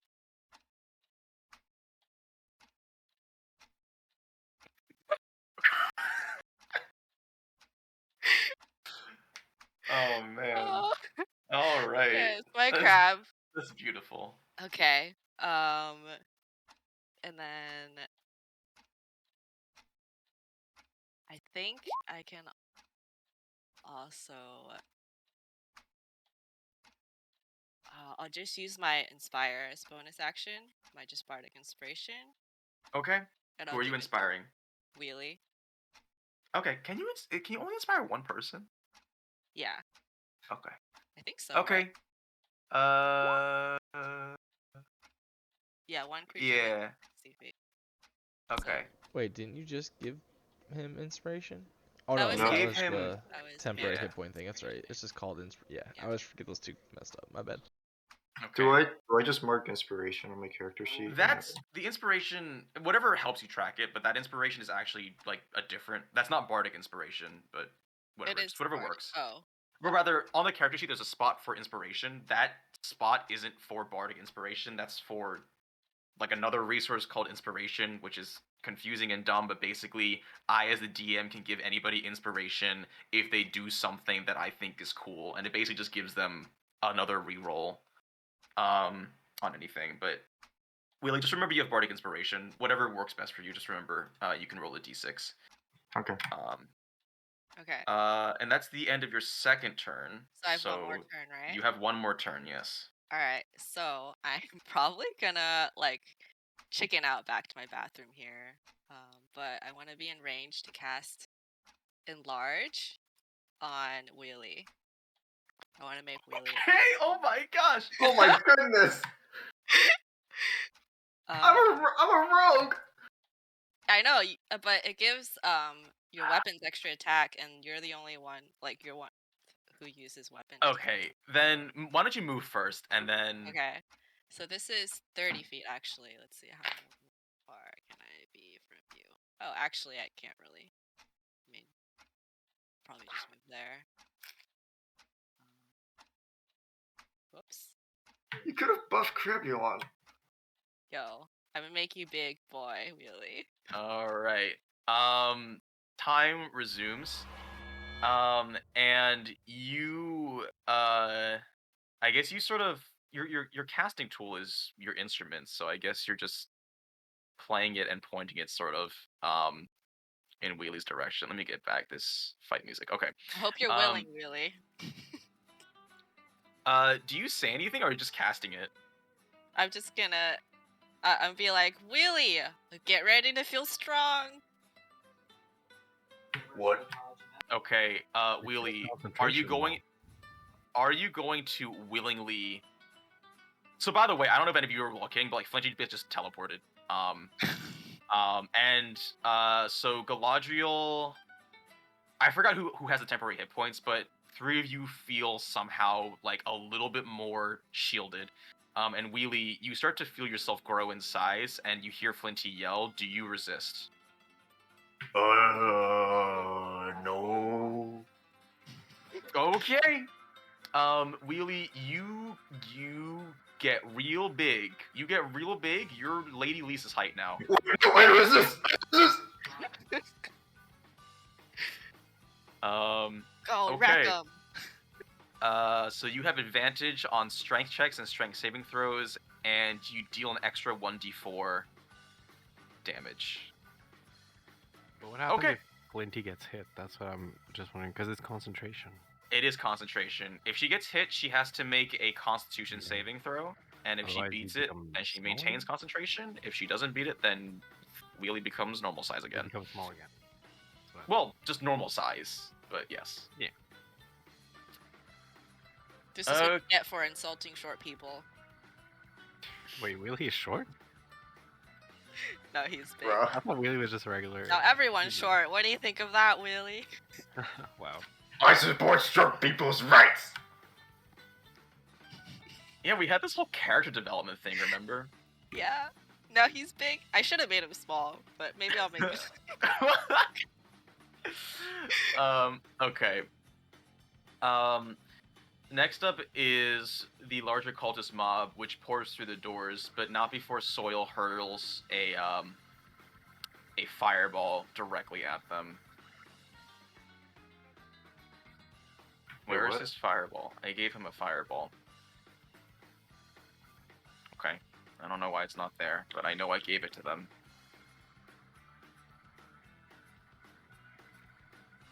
There we go. Okay.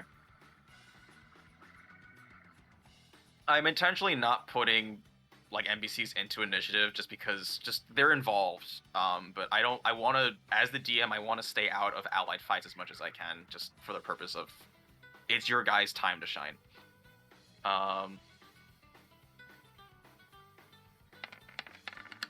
Holy crap. Alright. They're gonna roll a dex save.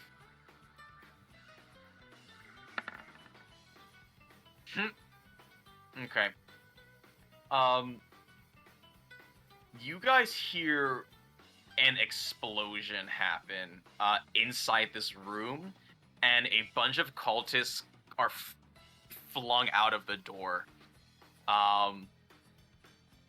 So the size of this mob has been severely reduced.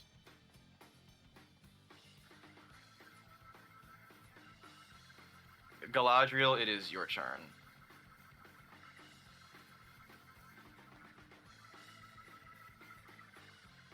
I would like to move 30 feet. Okay. Oh, I don't have my selection tool on. There we go. Oh, nope, wrong one.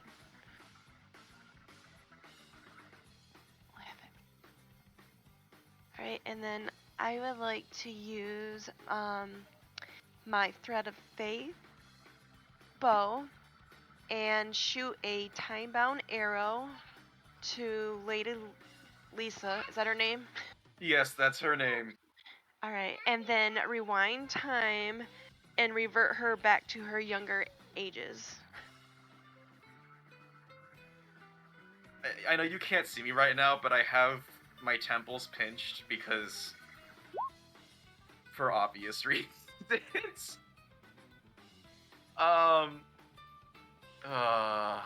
What would you be rolling? Yeah, pretty much.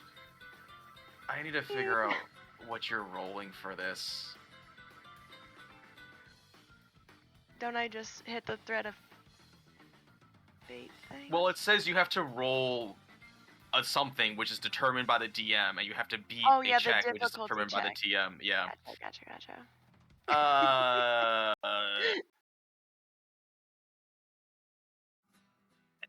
All right, you get to roll either history or nature, up to you, and I'll decide how much is reverted based on the roll. It depended on the roll. Ooh, 5. That's unfortunate. But here's what I'll give you. You, instead of drawing an arrow from your quiver, you just pull back the drawstring on your thread of fate, and as this shimmering arrow manifests, you let loose, and it strikes Lady Lisa through her chest before disappearing. And you see her become younger. You're not really sure what she is. Or maybe you are. I don't really know what a ranger's experience is. But let's say that she's gonna do...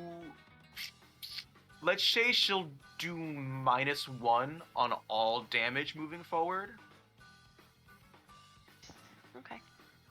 Okay. So just, that's on you to remember it. If I forget, just remind me. Okay. Where's Lady Lisa on the initiative? I just realized. Oh, indeed. Where did she go? Uh-oh. I don't know where she was. She was up there earlier. She was, like, at the top somewhere. I think I just skipped her turn entirely, didn't I? Oh, well. Can I do a bonus action? You may. Can I shoot my Hail of Thorns onto the Lady Lisa? And then any creature within 5 feet? Okay, so, Hail of Thorns, I believe you... It's not like an attack. You cast that before you make a ranged attack. So we can retcon it and say you did that before you shot the Thread of Fate. It's up to you. Yeah, we can do that. Alright, go ahead and roll the 1d10. Okay.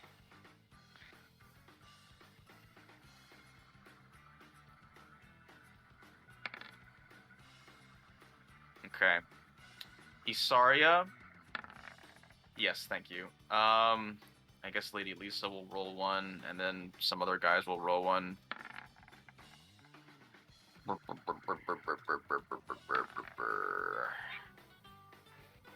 It's half as much on a successful.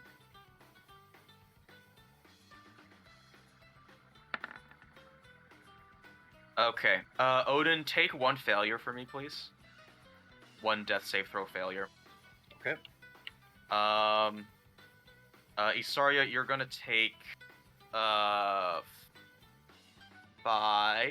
piercing damage, and Lady Lisa is also gonna take 5, but the 2 mobs of cultists are gonna take 9.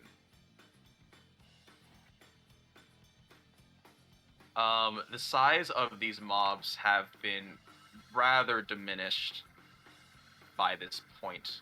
One of them has 4 people left in them, and the other one has 5. So you've eliminated at least half of these cultists. Okay, that's the end of my turn. Eragon, can you really quickly output Moonbeam again for me? I need to see the effects of it. Thank you.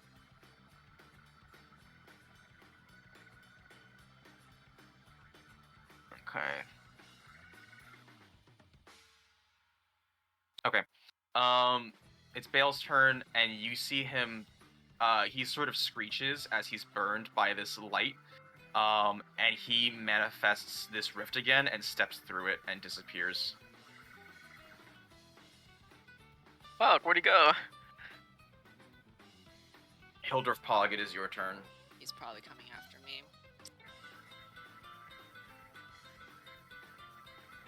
Okay, I'm gonna take 1, 2, 3, 4 steps. And from this position, we're going to cast Burning Hand in a cone. It should not hit any of my friends, since... Actually, it'll probably hit Odin. I can say that. I think honestly with that angle, I think it's fine. It's 15 feet though, right? Mm-hmm. So it's not gonna hit the cultists, I think, but it'll hit Lady Lisa. Oh jeez, I'll take one more step forward. Wait, no, it should hit. Wait, because from my position. Yeah, but it's from my position, so it's. If you move forward one step, it'll hit the cultists. This map is deceivingly large. For real though. Yeah. Okay, go ahead and cast that. Yeah, remember each square is 5 feet, so.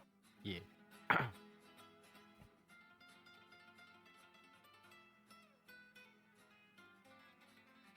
Where's that?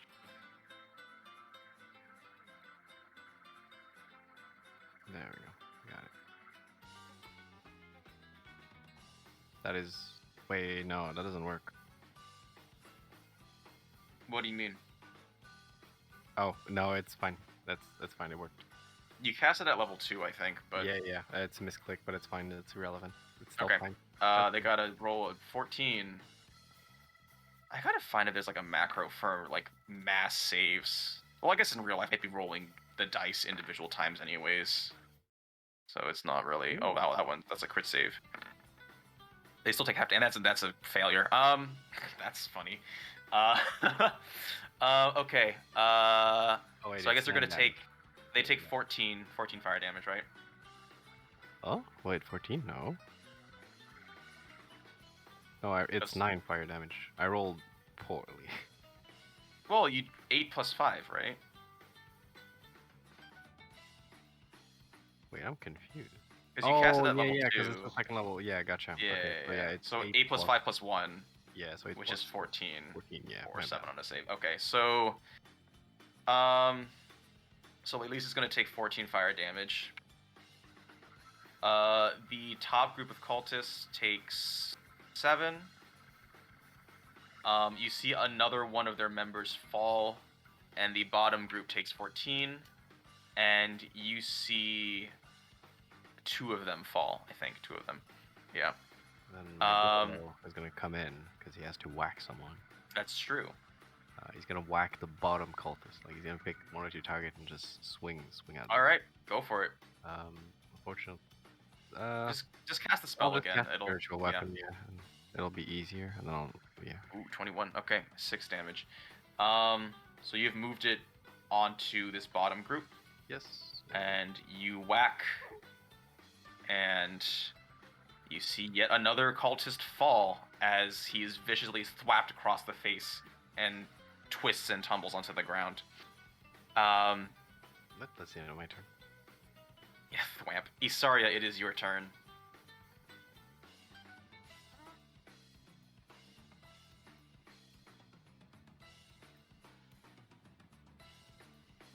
Mind Spike Lady Lisa. Okay.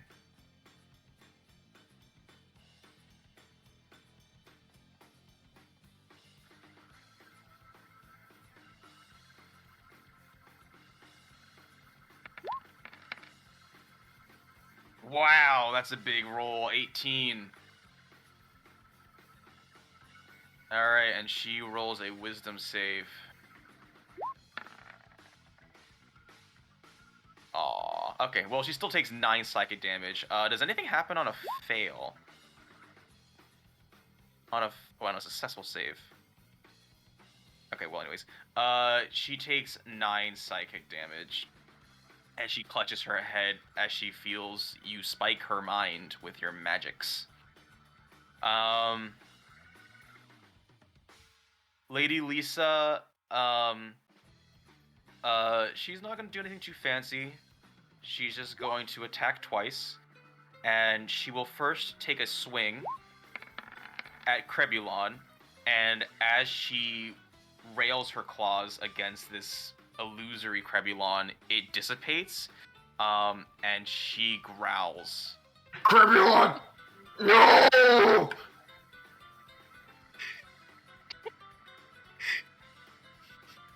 Yeah, you scream, and Criblin's like right in front of you. He's like, "I'm right here, you dolt." She's next. She's going to attack Isarya with a dagger. -1. -1, thank you. And she rolled a 9 anyways, so that does not hit. She bears her dagger downwards on you, and you raise your scaled arms and block it. Okay, next up is the bottom mob of cultists, and they're going to sort of engulf you, Ganondorf, and they're going to attack you. So there's 4 people. There's 4 cultists here. So let me roll their attack. It's just gonna be a D. Do they take damage going through that fire? No, because they were in the fire. Okay. Yeah. So they're going to roll a D20 plus 5. I'm assuming a 10 does not hit. Oh wait, 15. That still doesn't hit. That does hit. 15? Yeah. Oh, okay. You take 16 slashing, but it's halved because you're enraged, so you take 8. Alright. And that's their turn. Odin, make a death saving throw for me, please.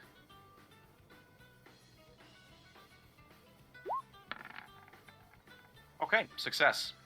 You slowly crawl back to the world of the living. But as you're down, you get these flashes of this sort of gloomy palace court. And you catch a glimpse of a figure that has like a raven mask on her, and she is cloaked in all black, and she has a bunch of black feathers extending from her visage.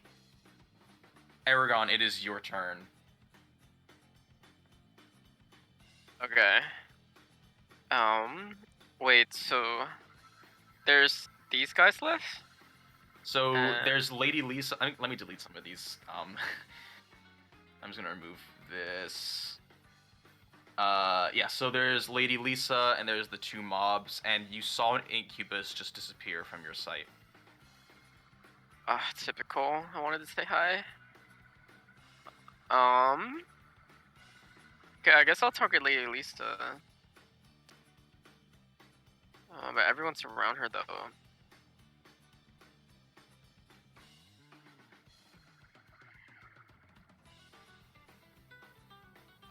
Can I move? I'm gonna move. Yeah. Why can't I move? Do you have your selector selected? I'm clicking on my icon. Can you click and drag? Oh, okay. It just wasn't centered on my icon for some reason. Oh, that's weird. Oh my god. That's weird. Okay. So I'll move right here. Like I'm clicking on my icon and this is where it's clicking. Oh. Yeah, that's weird, right? Huh. That's really weird. Okay, wait, so is she big? So if I cast Yes. this, it says this, it'll create shards that fling to one creature within range, or it explodes for like 5 feet. So would that hit everyone else? That will hit Odin, that'll hit Pog, that'll hit Isarya, and that'll hit the top mob. Didn't expect to be so horribly inconvenienced. Okay.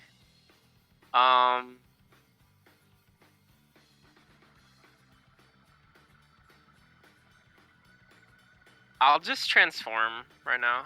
Okay, what are you transforming into?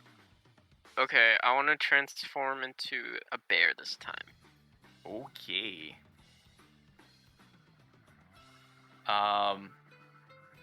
What does this bear look like? I mean, I know it's a bear, but does it look like anything else? Do they have polar bears in this universe? It depends if you've seen a polar bear. Has your character seen a polar bear? No, unfortunately. Ice attacks though. Okay, Well, yes, actually. I don't think a polar bear can make ice attacks, guys. No, well, I was saying like if he has knowledge of ice attacks, maybe he's been to the colder places. Maybe. I mean, have you seen? It's up to you, Eragon. If you want to decide that that you've seen a polar bear, then like I'm not gonna say no. Okay, I've seen a polar bear.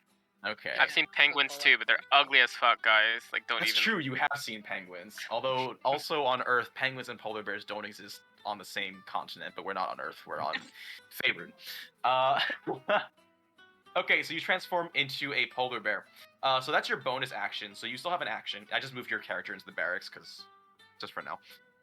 Okay. Well, I can't really. Do I get to move again? Like. No, you don't. But what is the bear's speed? Oh, its speed is 40 feet. So I guess you get what? Is that an extra 10 feet of movement? It's an extra 5, but I'm not even sure if I moved all the way or like moved like fully. If that makes sense. I wasn't really counting. No, just gotta keep check of that next time. But if you're not sure, then just plant yourself where you are, I guess. Okay. I'll just stand here. I'll just stand here then. From behind Galadriel and Hog, you hear a bearish roar, and you I guess you don't turn around, but you turn around and you see a polar bear that is dressed in Eragon's clothing, and it looks adorable, if I may say. Oh, he keeps his clothes? Yeah. When a druid's wild shape, it's up to them. Either their clothes like sort of morph to fit their new body, or they just drop it on the ground. I drop it in the ground. Oh, okay, sure. Okay, you're a naked polar bear then. I'll leave your like avatar where your stuff is. Okay, Wheelie, it's your turn. Sorry, I'm just looking over the stats I was given. Okay, if I enter here, I'll get hurt. What's my movement? Your movement's like 40 or something stupid, right? Well, I'm trying to walk around it. Hold on. You should be able to do that.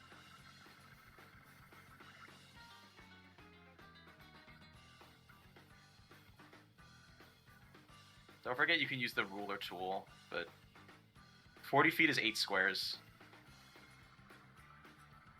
I won't be able to. I mean, I guess I'll still keep my bonus action if I walk through the beam. What are you trying to do? I'm trying to reach Lady Lisa to flank her since she's attacking Isarya. So that uses 20 feet of movement. Wait, hold on. Wait. Does that wait, is that flanking? Is that flanking Lady Lisa? If you walk here, like where this fire is, unless you're trying to go like all the way around. Can you ping to where you want to move? Okay, you want to move there.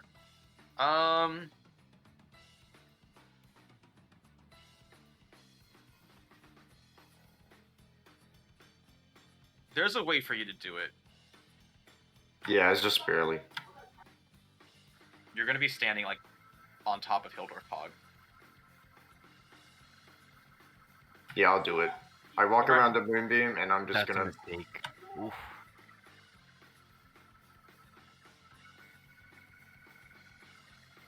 Okay, so you're sort of standing over Hildorf Pog, who's just like underneath your crotch. Okay, I'm flanking, so I'm gonna take a swipe at her with my rapier. Okay. Don't forget to add 1d4. Yeah, because I'm enlarged and damage, I think. But so I have advantage since I'm flanking her. Yes. So I didn't sneak attack. Okay, roll 1d4, that hits.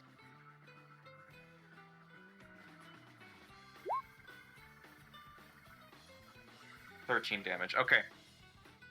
And then I'm going to attack her with, let me see.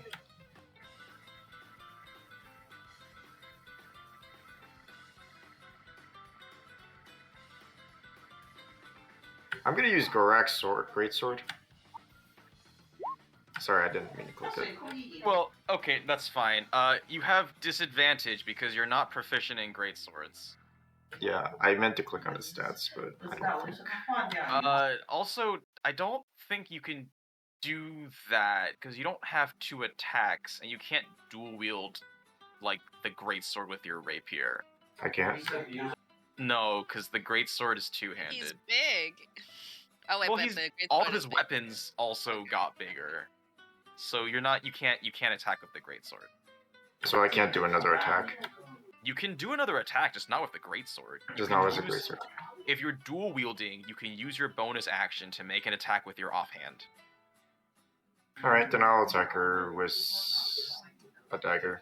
Okay. So you still have advantage because you're flanking, but you don't get the sneak attack because it's only once per turn. And you still get the D4 if it hits. So roll an attack with advantage. Okay, 20 hits. So you do 1 piercing plus 1 D4. You do 2 piercing damage. Okay. You. Oh, you can also have an inspire dice. Yeah, but my attacks still hit, so. Okay. Yeah, I don't think he can use inspiration for damage. Only for the attack roll. Okay. Let me take what inspiration does, just in case. It's a d6 for a check, a saving throw, or an attack roll, I think.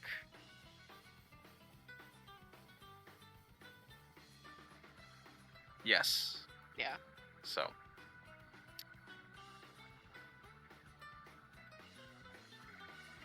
Next up is Crebulon, who is... By the way, Sego Dummer and Lucy are engaged in the fight, so don't just think they're just standing around and like, wow, fireworks, amazing. Sorry, how much damage did I deal?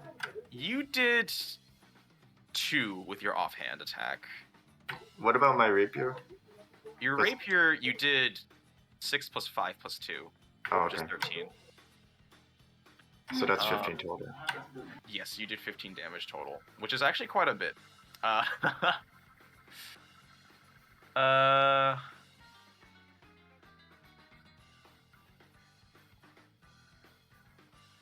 Okay, Crebulon's gonna use his bonus action to cast Hex on Lady Lisa. And he's gonna give her disadvantage on Wisdom saves. And then he is going to cast Eldritch Blast. 15. Which hits. So he does 12 force plus 4 necrotic equal to 16 damage total. Wow, that's actually a lot. Okay, Lady Lisa is looking very, very hurt. Ganondorf, it is your turn. I'm gonna attack this group of cultists in front of me with a Well, does Flame Blade? It counts as a melee spell, so does that mean it's like a melee attack? Yes, it's a melee attack. So I'd be able to get advantage on it then using Relic. It's a melee magic attack, not a weapon attack. I'm using but my hand, I think, though, right? Right, because I mean, no, you have a good point. Because like your gauntlet has unique abilities. Yeah, I'll say that Relic's attacks works with your fire sword. Then I'm going to recklessly attack with Flame Blade. What the heck is that plus 14? Oh my god. Oh, feels so fucking good. You know what's even better? Is I get to link this now too. Oh god, it feels so fucking good. You get to roll another d6 then, I think. Yes. Yeah. That seems very overkill. That's very overkill. I mean, he does it anyways. Alright, that's 33, 37 damage. Oh. Ganondorf, I would like you to describe to me how you completely decimate this group of cultists. Have you ever seen like One Punch Man where he does like the death punch and it just looks like that coming to him and like it's like they all shrink into a minuscule, like they feel themselves like they have this ominous feeling that death is going to happen. Yeah. So basically, as I raise my flame blade up to swing down on them, they just see like the unfathomable rage that I have going through me, and they just cower in fear, and they feel so insignificant as I hit them, and they just blow to dust. And Wheelie, for the briefest of seconds, you feel a third large presence coming from Ganondorf, and you turn around, and I mean, he's not like huge size, but even you feel intimidated by this just overwhelming presence, and you bring down your blazing sword, which expands to engulf the remainder of this group, and there's not even a blood splatter. Like, they just instantly are crushed and disintegrate to dust. That's badass. That felt so good. I've been waiting to use the savage attacks for so long. 31, even without the crit, that's still a lot of damage. Holy moly.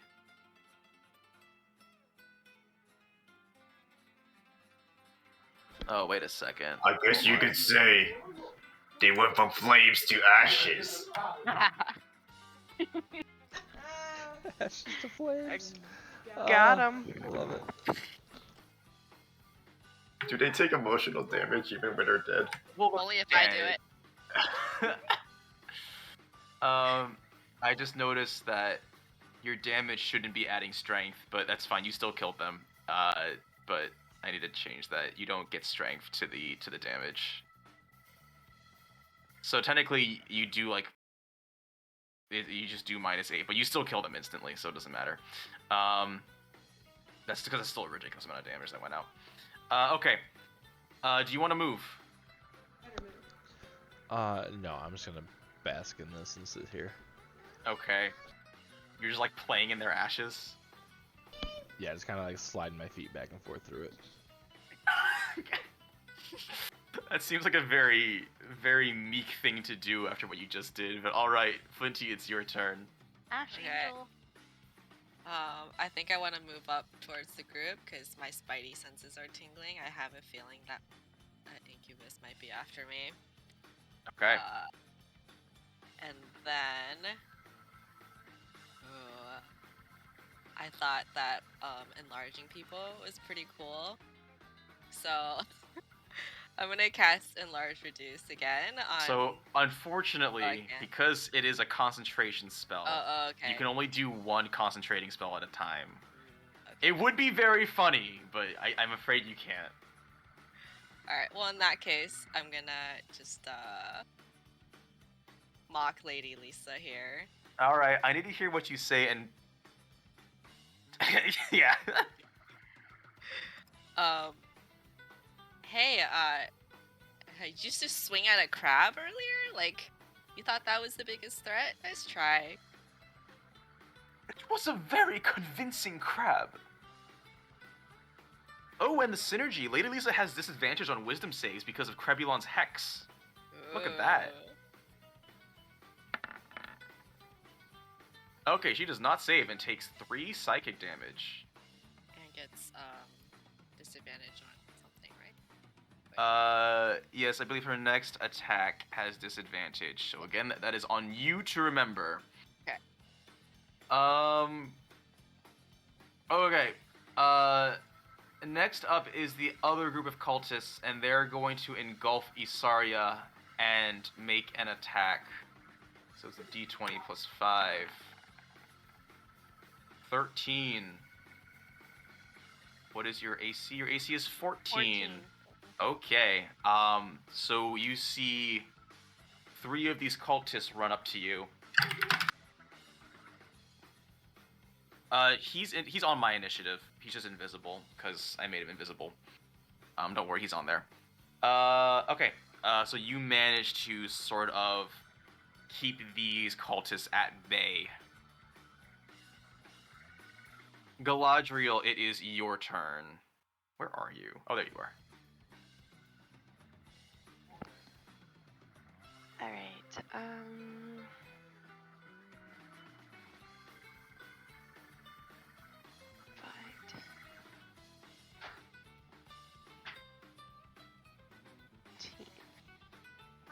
I think I'm going to just stay right here and then shoot my longbow to Lady Lisa.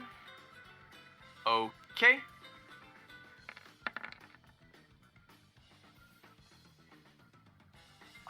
You still have Hail of Thorns active, by the by.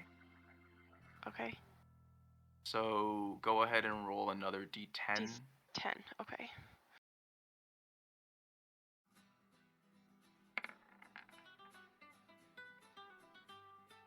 Okay. Hog, Isarya, make a dex save. Odin, you take another failure. Oh, Wheelie also make a dex save. Sorry, Odin. So Or sorry.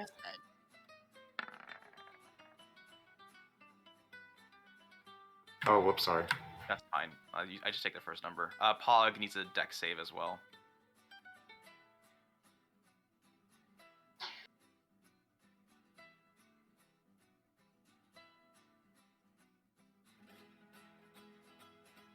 Danger.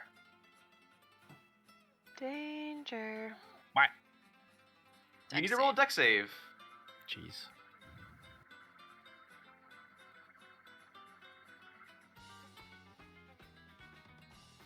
Whoops. Yeah. Same thing. Okay. Galadriel. Oh, I guess these guys need to roll a dex save too.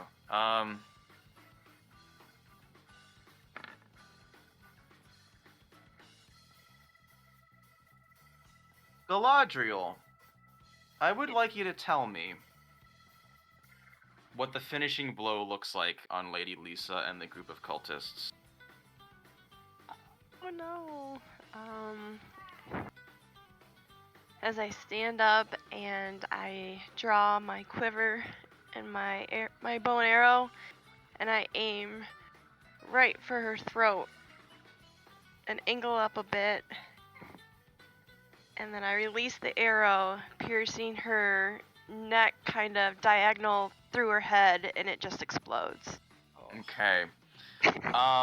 Yeah, so you launch this arrow which lodges itself into her neck, and her head just straight up explodes as vines lurch outwards. And you see her body crumple to the ground with a very grotesque looking head. So Hildreth, Pog, Wheelie, Isarya, you are all going to take 4 piercing damage, and the group of cultists takes 8. Okay, so that puts my shield to 1. Yes.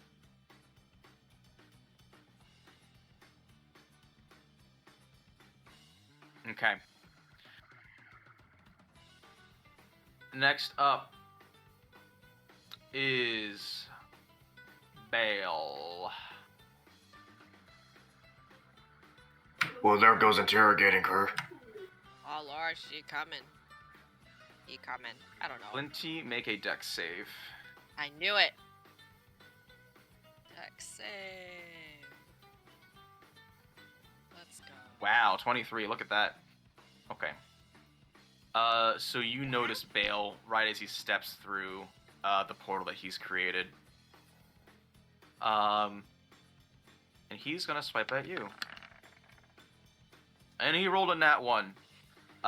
So he lurches forward and he whiffs. And you sort of smirk. And he's like, I thought we were friends. Yeah, you kind of screwed that up. It's your fault you're in this situation in the first place.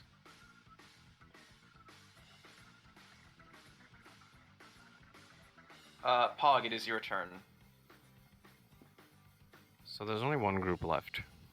There's And the Bale. cultists, yep, and there's Bale. Okay, so first things first, my dildo's gonna whack at them. Okay. Because, I hate that I have to cast the thing every time. There it is. Does not hit. Okay, so dildo's done. Well, no, it lasts for 10 turns, right? I mean, this chance to hit something is done. It's Yes, just yes, yes, dildo yes. whacking now. Yeah, no more whacking.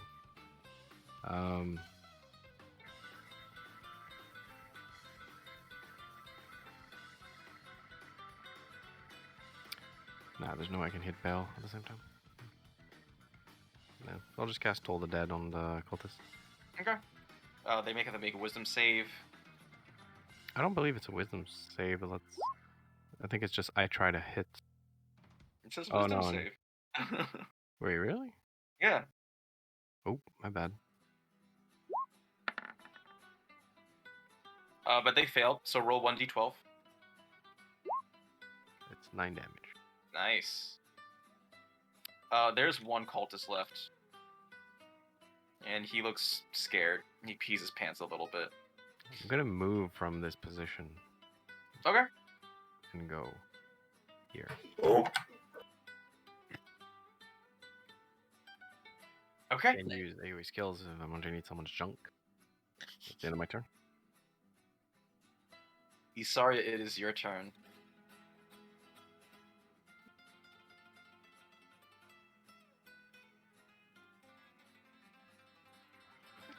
Go ahead and cast Magic Missile on Mr. Ball. Okay.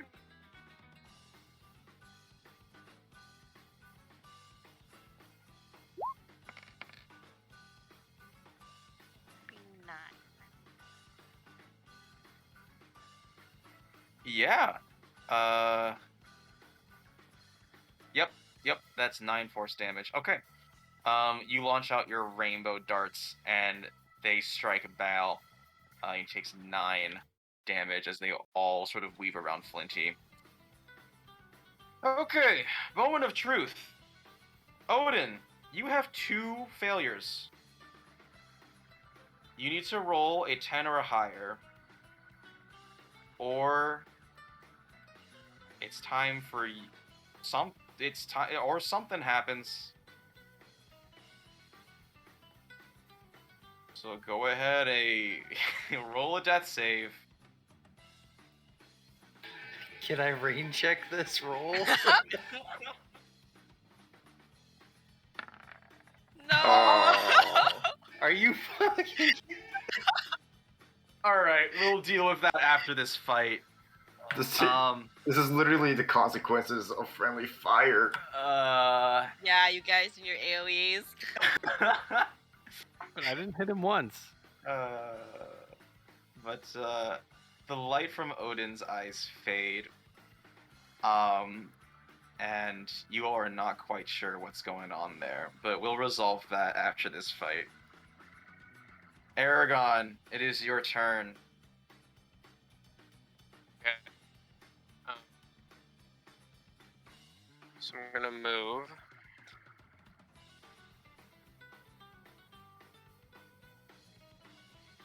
Okay, and then let's see, on the cultist, I'm gonna cast.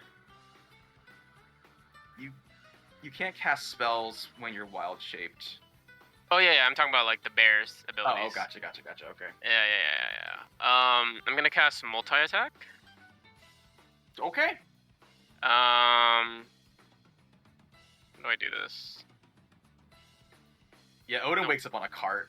You just you just click bite and claws individually. Wow, crit. Okay. So your claws don't hit, but would you like to tell me how your bite finishes off this last cultist? I bite off his head. Okay. You keep it in your Very mouth? cleanly. Yeah. Alright, you just swallow him right up, and you hear him scream briefly into your mouth before your jaw snaps shut, and the screaming stops.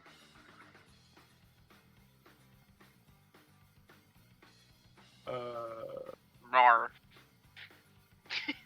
Okay, Wheelie, it is your turn. So there's no way I could resuscitate Odin, right?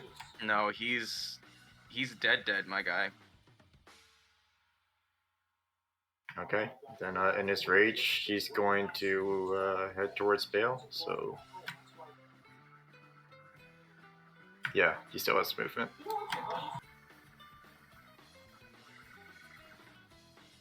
Get him, big boy. Let's see.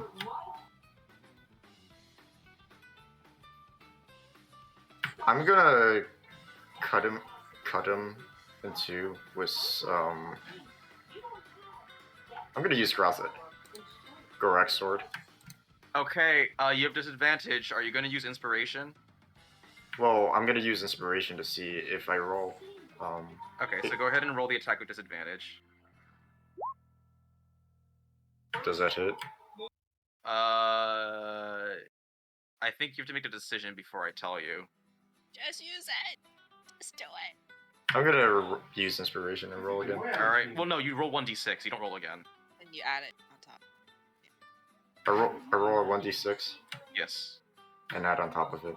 Yes. 20. That hits. Okay, then I roll an extra 1d4 then. What's if it the hit. Because I'm giant. Yes. I'm giant. Okay, sorry. So there's a lot of things. Oh, I also forgot. You actually, the disadvantage cancels out because you're flanking. So you also get sneak attack.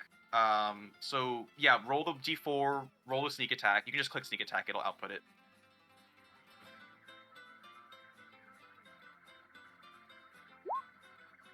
Okay. Okay. And since you don't have proficiency, we subtract 3, so it's... man. 8, 10, 15, 16... well, you do 14 slashing damage, first and foremost. And you leave a nasty gash in Bale's back, and you also do 1 fire damage, since he is resistant to fire. Bob will be disappointed in you, you know. Bob? Who's Bob? You're dead, man. I have no idea what you're talking about. Next up is Crepulon.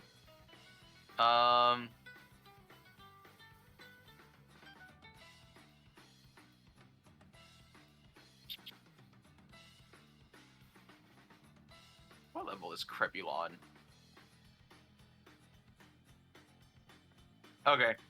Crepulon's going to skedaddle on over to Bale. And he's going to cast Chill Touch.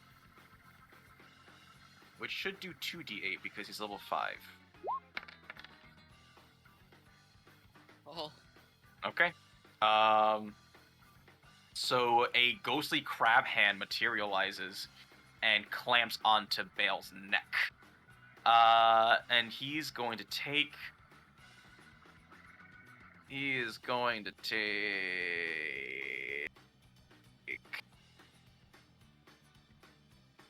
Yep, 6 necrotic damage.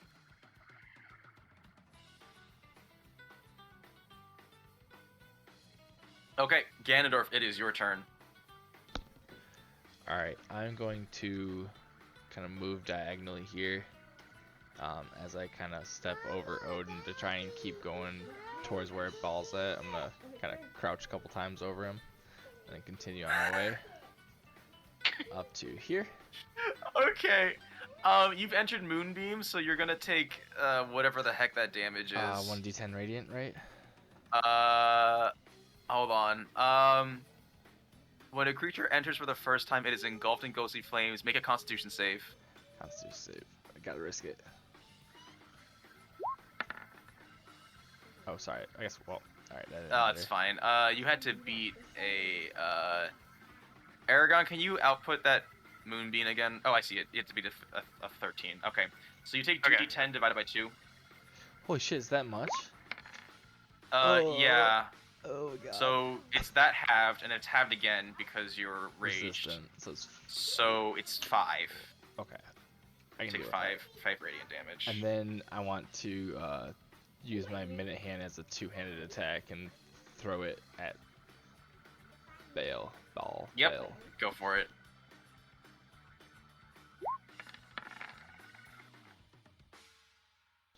Oh, sorry, that's supposed to be a reckless, so I guess I have to roll it again.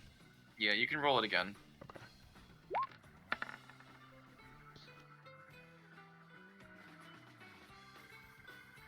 Unfortunately, a 12 does not hit. You are too distracted by the searing pain that you endure as you walk through this beam of light, and your aim is off a little bit as it whizzes pat over Bale's head into the ground behind him. Sorry. Okay. Would you like to do anything else? No, I'm not. I don't have anything else to do right now. Flinty, it's your turn. I would like to command Bale to grovel.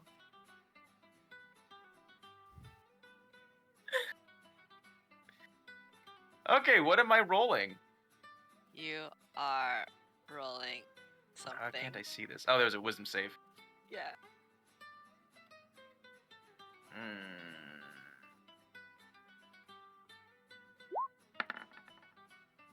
Well.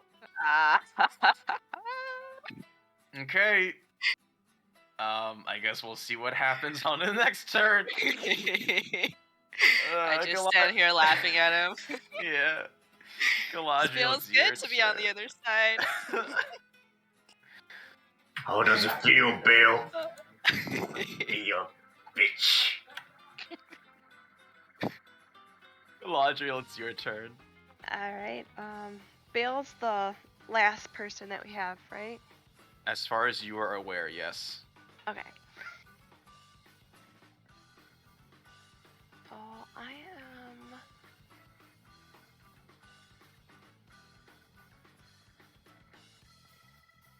going to stay where I'm at, but shoot Bale with my longbow. Okay, you still have Hail of Thorns active, so... Wait, so can I deactivate it, or it automatically goes for 1 minute? I guess. You can deactivate it. You want to specify that you're deactivating it? Yes. Okay, then you deactivate it.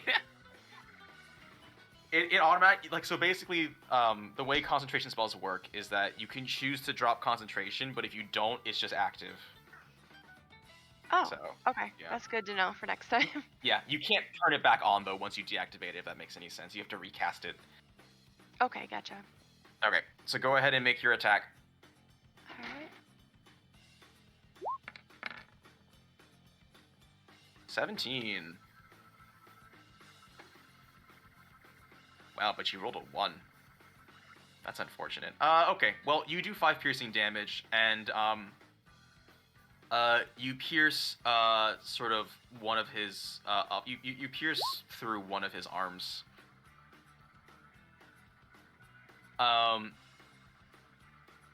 Bale looks at you, Flinty, with dilated pupils, and they're sort of like lizardy, so there's sort of these vertical slits, and they dilate horizontally outwards.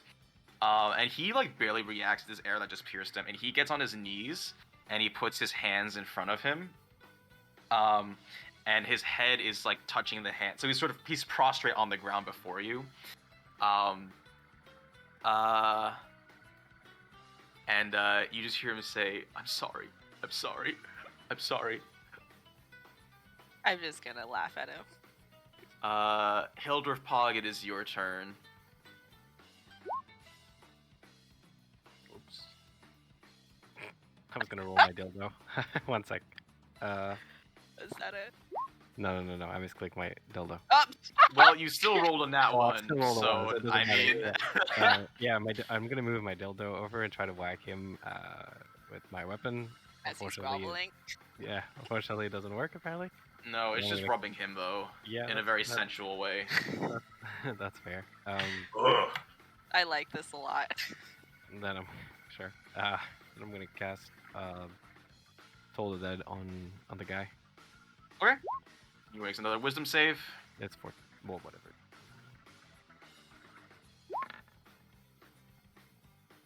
Okay, roll d12.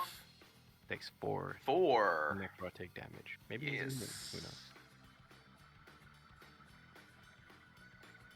End of your turn? Does it look like it hurt him? Yes. Like normally? It did 1d12 plus 1. So yes, he took 4 damage. Good to know. If that's what you're asking.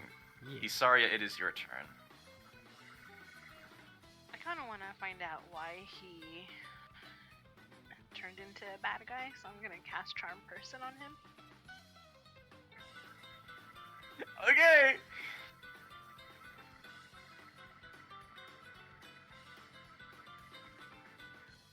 And succubus is... Hold on. I guess it's not a succubus. He's an incubus, but...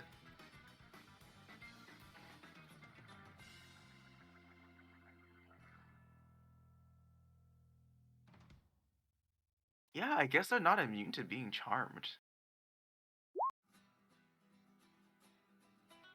Alright, he's rolling a wisdom save. What am I saving against again? 13. Fuck. Yeah, you rolled a 20.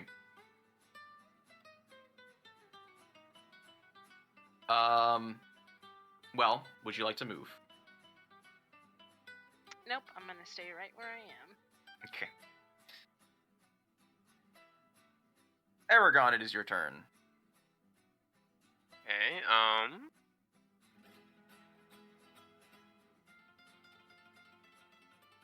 Okay,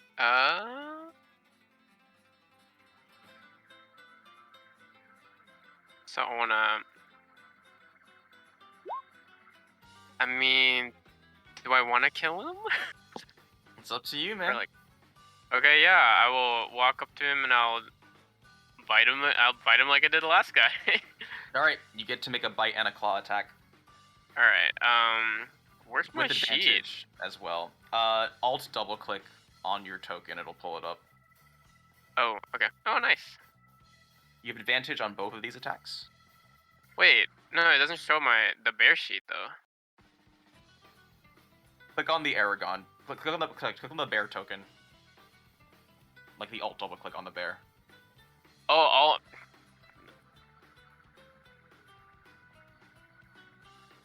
alt double click? Yes, alt and then double click. It's not popping up. Use the other alt. Okay. Yeah, use left alt. I was using left alt. Now I'm using right alt. It's not working? Question mark? Did it work or not? It did not. Okay, that's fine. It's in your journal. There's a folder called Wild Shape, and then underneath that folder, there's one that says CR1. Yeah, I see it. Yeah. I mean, I click it, and it doesn't really pull up anything. Do you have it open already? I don't think so. I don't see it anywhere. It may be... Is it minimized? Because... Main screen. Oh my god, it's minimized. I didn't even know you could minimize it. Bruh. Well, at least we found it. Alright.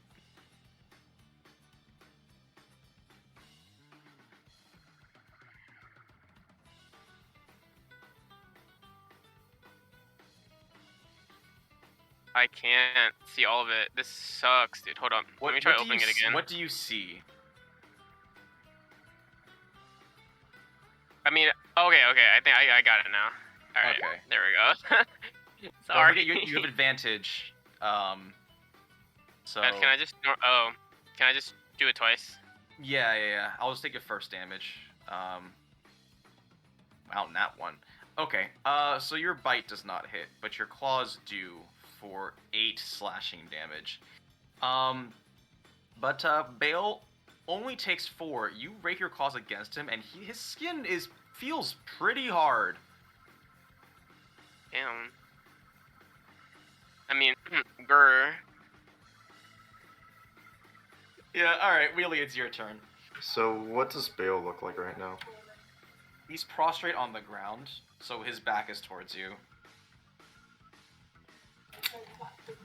I I think we should keep him alive to find out where the real Bale is, but I think I know how to solve this. Wheelie is gonna grab Pog's dildo and shove it up his butt. Oh my god! I don't think you can grab. I mean, we've established that it's corporeal. You could write it. Multiple times. Wait, you could write it though. I remember Yes, that. By the way. And Odin also grabbed it and beat Eragon with it. I Might felt wanna it. Use lube. I felt it. I have literally no idea what this is supposed to be. You know what this means? No, I know what you're doing, but like, what is this supposed to be? I mean, depends on if there's lube or not. I think he would have to roll like strength check or something against the dildo because the dildo has to be willing to do something. It's not like It's under your control, Pog. Yeah, that's the thing.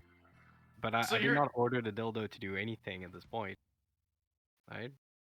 But it depends if you're okay with Wheelie grabbing it. What's about to happen, I guess. What do you think is about to I happen? guess I'm okay. I don't give a fuck. Do whatever you want with my dildo. That's what we like to hear. I don't like. Are you like? How is this going to? What? This is when the DM slowly realizes that he's gonna have to roleplay. Frickin'. All right. My dildo is gonna try to resist, like a strong. No, that's fine. I have a different idea. Wheelie, you just roll strength with advantage because you're giant. You don't have to resist. It's oh my god. And I roll an additional d4 because I'm a giant. Well, that's you're not doing damage. Well, what do you mean I'm not doing damage? Damage in your insides. Doing damage, all right. I'm so upset.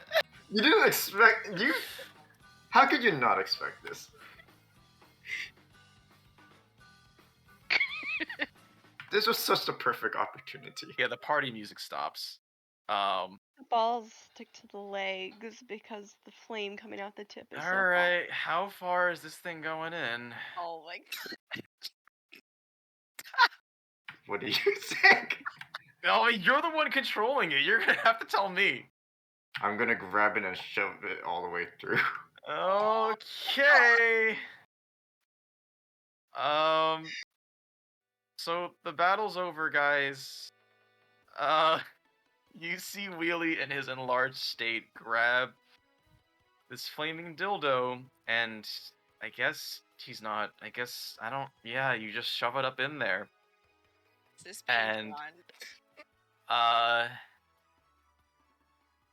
hope Eternal doesn't get banned for this, but I'm gonna rush to Odin and see if I can somehow pull off a magical trick with my medicine skills. Bao lets out a very sentient.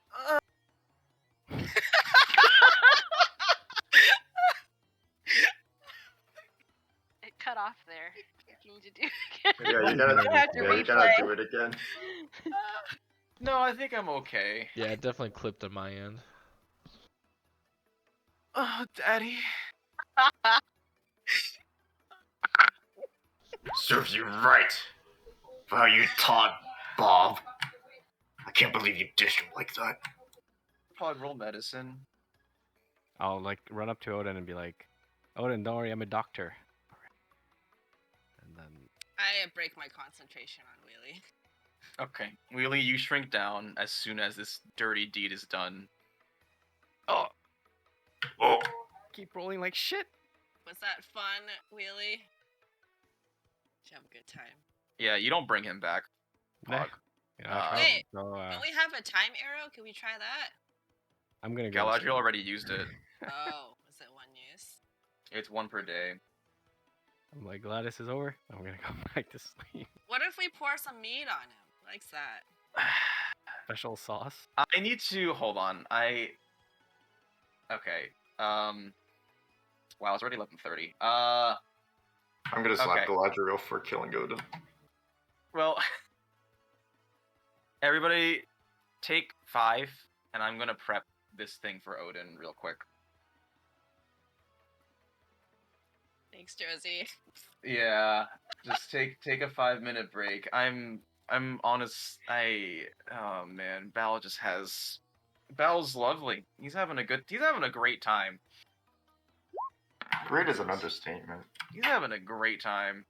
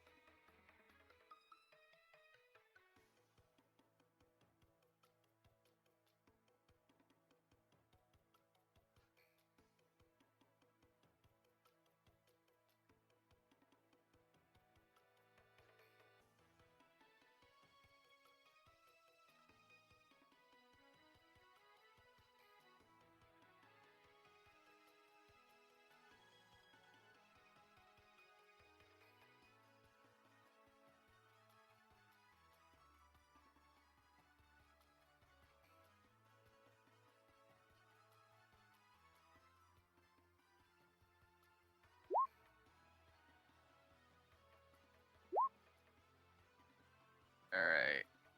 I'm just getting things set up real quick.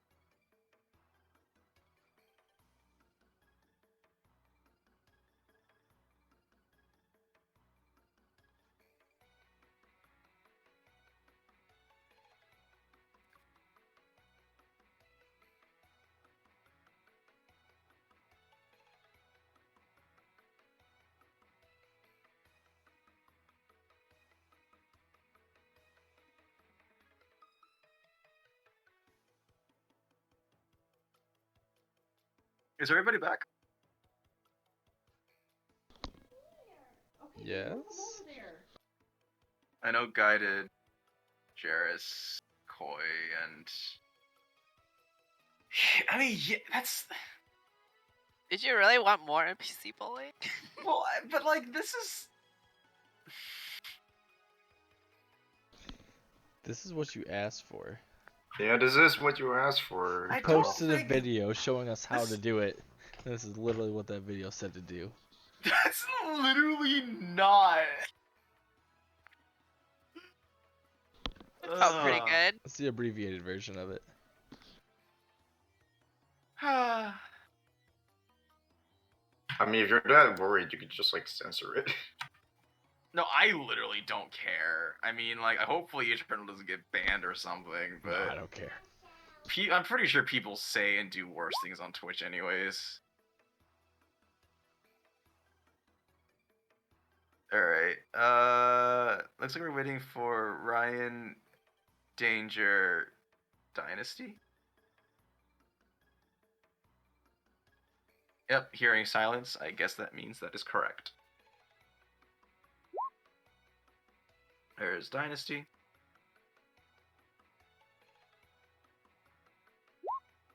There's Ryan. See, it's funny because in that TikTok, Ryan. We don't. No. Are you That's sure? That's just a coincidence. I think you'll have to stub your toe on stream to confirm. Next time he rolls in that one. Okay, I'll keep that in mind. I'll remember.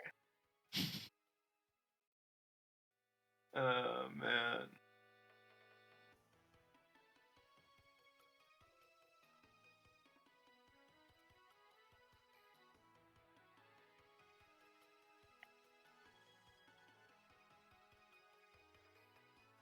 Danger, give us a signal. You're probably not there, though. If you are muted. He's probably not.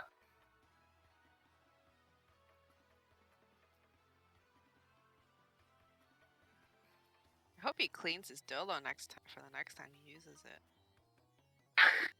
Does it retain its properties after it's unsummoned? I don't know. It could spread some diseases. Disease damage. Magically transmitted diseases. Oh. I mean, that makes sense, right?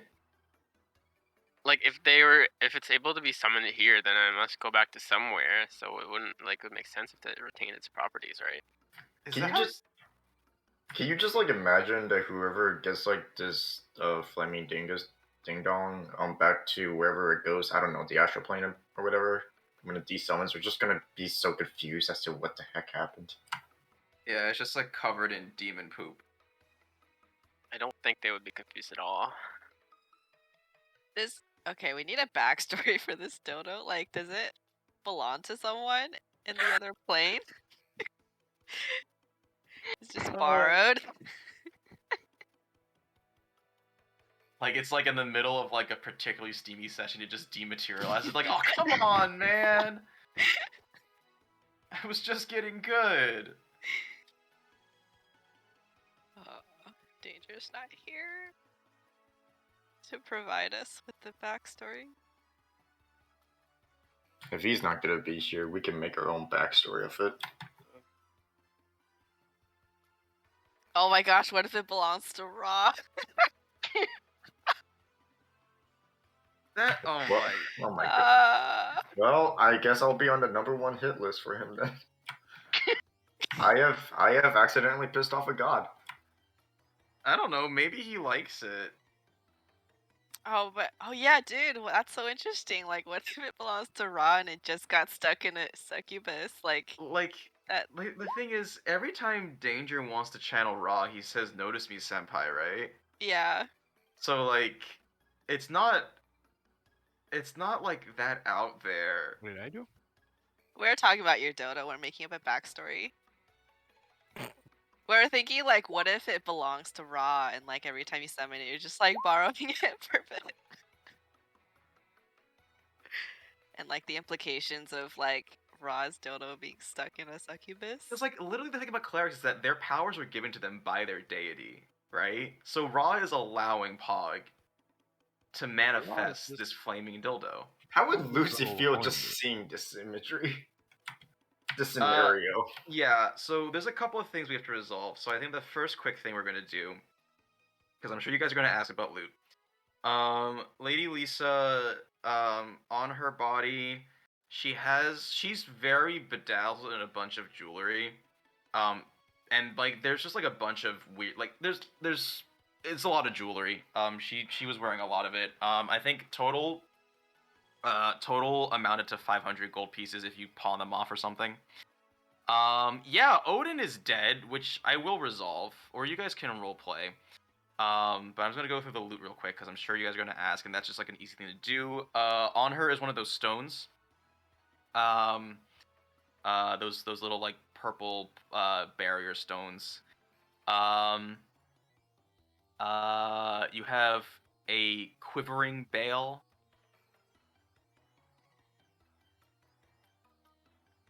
And you have he's quivering. You're not sure if it's him or the dildo, to be honest, causing it.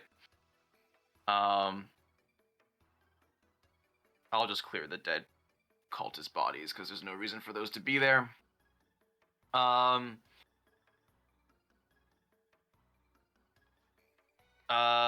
Yeah, I'll leave the floor up to you guys. I'm sleeping. Yeah, you went back to sleep. You're like, couldn't heal Odin, whatever. You guys see Soil carry out Ammon in his hands. And he gently lays him next to Odin. Before getting back up. Soil, what happened down there? I have no idea, but Ammon is dead. No. Well, I guess his death was kind of like foreshadowing for Odin's death, I suppose. Yeah, I was gonna say, at least Odin won't be upset about it because he's also dead. Man, I hated Odin, but like I don't think he even deserved death. What, you hated him? Yeah, he almost killed us back in Greenhorn, remember? You guys seem very casual about the loss of one of your comrades. I'm not as casual on the inside.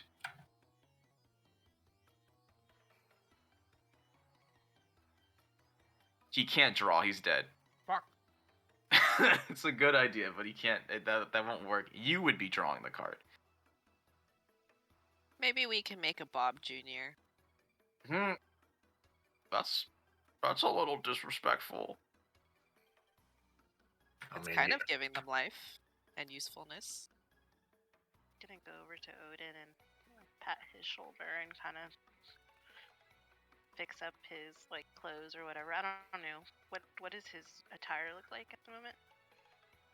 I don't know. What do you look like, Odin? I'm just a slumped over pile of dude. So, okay. None of those were clothing descriptions. I have my armor on. That's part of me now, right? So, that's true. Yes, he has his like demon armor thing. My demon armor. So Does he have special sauce left? You can look through his bag. You almost through his bag and let's see. He has 6. Oh. I'm gonna take one of his beer and pour it on him. Just like normal beer? Yeah, just like respecting him. I think we should pour all the sauce in his mouth and try to jumpstart him. No, dude, I want to take all that sauce. I want it. I take all the sauce. Okay, Koi, you've gained 6 bottles of special sauce. Did you really just? Yo, I got a loot. It's probably better in your hands, anyways. How much money did he have? I'm gonna quickly take his coin purse and just put it in my bag and be like, nope, sorry. He's gonna come back. He'll come back eventually. Do you know how to bring him back? No, that's what we're gonna go figure out. Bruh. Guys, Okay. death is just We need part a ninth of life. level cleric.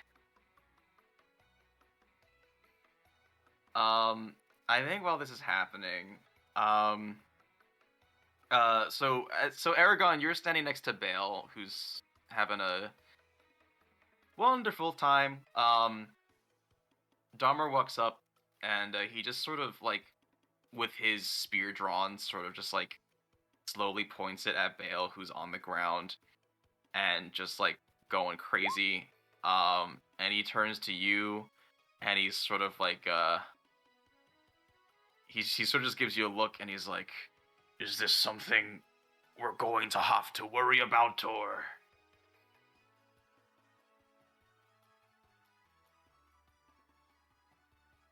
I think he feels good. Died a good death. Well, I'll just tie him up or something. I'm not sure I'm okay with this image that's in front of me. And he proceeds to have Bale. We do need to find a real Bill, though, so we need to keep him alive for now. Lucy walks up and she's like, "What do you mean by real Bale?" Well, clearly that incubus or whatever it is not Bale, as evidenced by well, that's his fair. appearance and No, that's fair. the disposition at the moment. I mean, that's not. Yeah, no, that's definitely not my brother. I'm sorry about the loss of your friend, by the way. Thank you. While that's happening, can I walk up to Odin? Yes. Alright, so I still have my flame blade out, correct? Yeah. Okay, so I'd like to light him on fire. And give him Oh my god. a Viking funeral. Inside the sewers? Yeah. Because the crocodile, I don't want him to get eaten by the crocodile. And I don't want him to get carried away by cultists. We need to revive him in some way. Why are we gonna burn him? Why are you so attached to the living? Goodness. He's dead. He's our party member. I'm definitely lighting him on fire. You can take his stuff. Couldn't Pog like revive him like the last time he did was that boy in Greenyorn? Like, I don't get it. If I'm gonna revive him, I would actually need to prepare other spells, and the only way I can prepare other spells is to do a rest. But you guys are unfortunately preventing me from doing a rest. And even after you did a rest, I'm pretty sure by that point, if you're thinking of using Revivify, which I'm not even sure if you know. I don't have access to that yet. Right.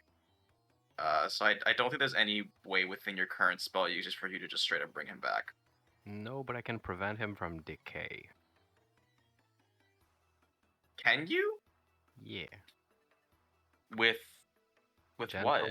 Gentle repose. But unfortunately, I have to prepare the spell because I don't have it right now. To prepare the spell, I need a bit of time. I'm not sure how long I have. It prevents someone from decaying for 10 days. So, how long is normal decay? It's a good question, but if I do my rest, it's like 8 hours, and then I can use it afterward. Regular decay, usually you start to smell pretty bad after a day or two, but gentle repose preserves them for 10 days, so it's not bad. Yeah, let me check real quick. 24 to 72 hours after death. Yeah. That's a long. Yeah, Okay. I need 8 hours to change a spell, basically, because that's right. Like you choose the spell that you prepare for the next day, and then you do a rest.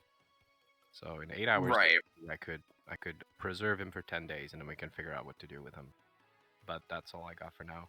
Unless we find a cool battle, and then we gain an experience, and I could learn something to bring him back. But I would have to preserve him first for 10 days. That's the only option. Right.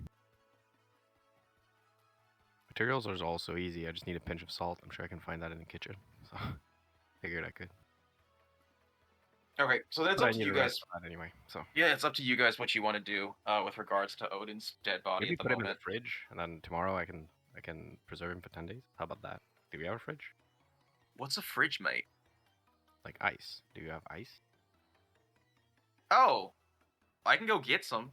Yeah, get some ice. Is that... Put him in ice. All right, hold on. I'll be right back. Sigo runs off.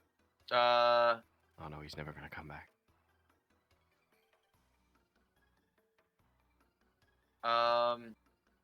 So you have all 3 stones.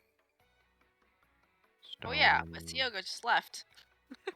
Yeah, he did with the other ones. I guess I'll take the stone. I don't know. Well, Ganondorf grabbed the stone. Oh, okay. Anybody doing anything with Bale at the moment? I'm gonna walk up to Bale. I want to walk up to Bill. Okay. Bale is tied up and lost in lust right now. Oh, he's still alive. Yeah, he's still alive. Ah. We need to interrogate him. Oh wait, Pog is sleeping, right? I would like to go to sleep, yes, but my friends keep asking me questions. That's what I said. You guys are preventing me from going to sleep. But if No, I you go can to sleep, start your sleep. You can start your sleep. It's fine. yeah, but they keep going, Pog, can you res him? And I go, what the fuck, guys? No. Soon, maybe. Goodbye. Yeah, so I told them to put him on ice, and I'm gonna use my sleep to prepare the spell. I forgot the name. Geez, gentle repose. So in 8 hours, I'll be able to preserve Odin from decay for 10 days. That's all I got. Sounds good. Once you hit the hay, your dildo disappears, and Bale sort of slurps up. He's like, "It was just getting good too." Oh, jeez. Would you like to continue?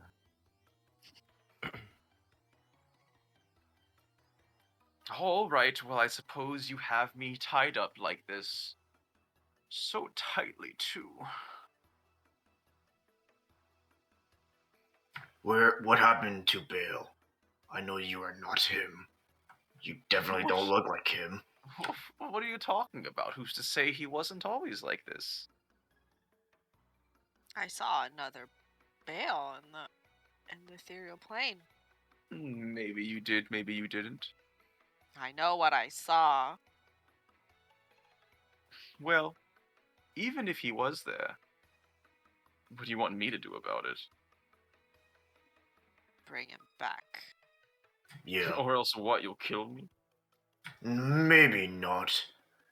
But I'm gonna whisper to Flinty and say, perhaps we can take him and offer his soul to Garfield as a deal at a discount. It's a demon soul. I'm sure Garfield would appreciate it. That's true. And plus, we get a discount. I mean, let's see what Lucy thinks. Hey, Lucy. I don't care what it is. What is her accent? I just want my brother back. Was your brother always a succubus? No, I don't think so. I mean, you remember him the first day. He was like a shy guy. Yeah, he's definitely different. I think he's lying. He's probably lying.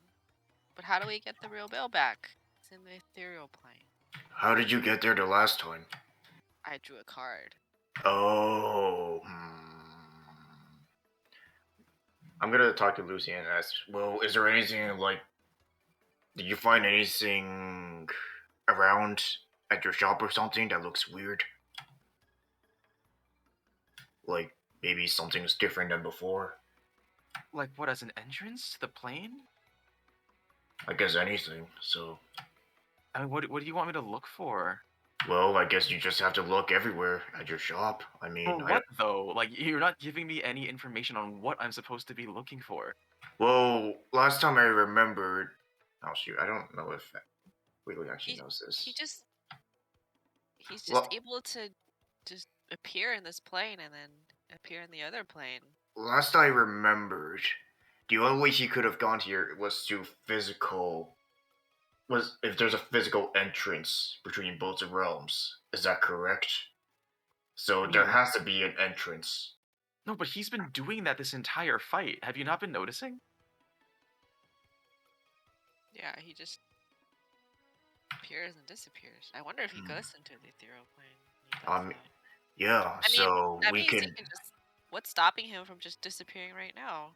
Flinty, go ahead and roll insight with advantage. Should I also roll insight? Yes. But you just roll insight normally. Flinty gets advantage. What do you notice, Wheelie? What do you notice? I notice Bale being still being unsatisfied with the disappearance of his ding dong. That's what you notice, yeah. Flinty, yeah, so with your time with him, you get the impression that he's able to create these rifts at will and take whoever he pleases in and out of them. And that's actually how you got out of the ethereal plane. So he could feasibly just disappear on us right now. Maybe we should kill him. Then I guess we should be pretty close to him. Or keep a watch. I could just I'm gonna hold the dagger at his neck to make sure that he doesn't do anything sneaky. Wheelie, Flinty, make a dexterity check. Just a dex? Just a dex. What's a dexterity check? You just roll dexterity. Oh, okay. Okay. Wheelie, you see it's almost too fast to be perceptible, but Bale opens up a rift right below him and starts to drop down, and you grip him by the neck before he falls through. And he's sort of at this weird state where like half his body is inside this rift and the other half is out of it. That's very interesting. Hey, maybe we could like duct tape him while he's inside this rift, so that way his body's in between this rift.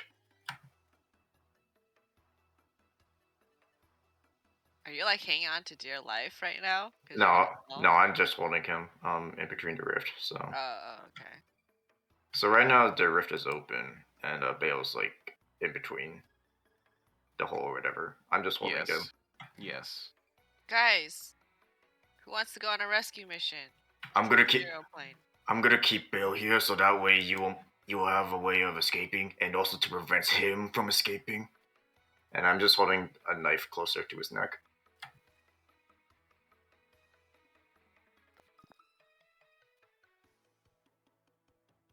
Lucy, what do you think? Yeah, what are people doing? Ask Lucy if she wants to come along to Ethereal Plane and try to find the real. I want to find my brother. Yes. Alright, screw it. I'm going in the astral plane. Yeah, I want to go. Okay, it's not the astral plane. It's the ethereal plane. It is. Yeah. Isarya, are you coming in? I really want to save Odin. Can we be back in like 10 days? That's fair. You guys better be quick. I don't know how long I'll be able to hold Bale still. Someone should stay behind and try to help you. I'm literally the only one trying to. What about the Barbarian? Oh, Crabulon. Damar, can you hold down Bale in between? Yes, I can, of course. And he just sort of grips onto Bale's shoulders, and he's like, ooh, so many people touching me. Crabulon, can you also help? Can I cast Charm Person on Bale again? You can. I think if it fails, don't they automatically succeed on the save for 24 hours? Oh, nope, just kidding. Go ahead. Yeah, you can go ahead and do that. And he rolls a wisdom save.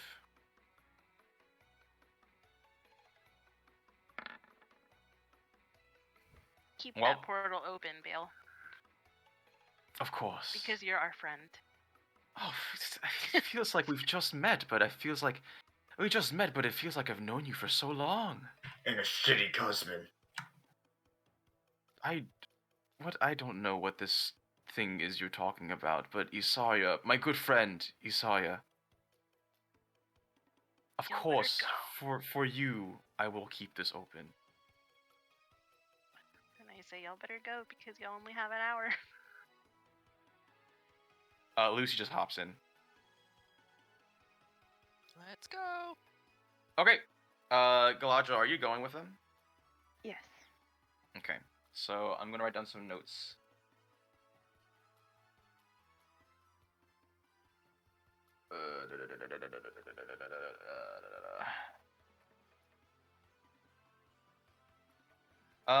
Okay. Other than that, I would like to know what Eragon. Wheelie, you're just like sort of keeping watch, and so is Isarya. Eragon, I'd like to know what Eragon and Ganondorf are doing.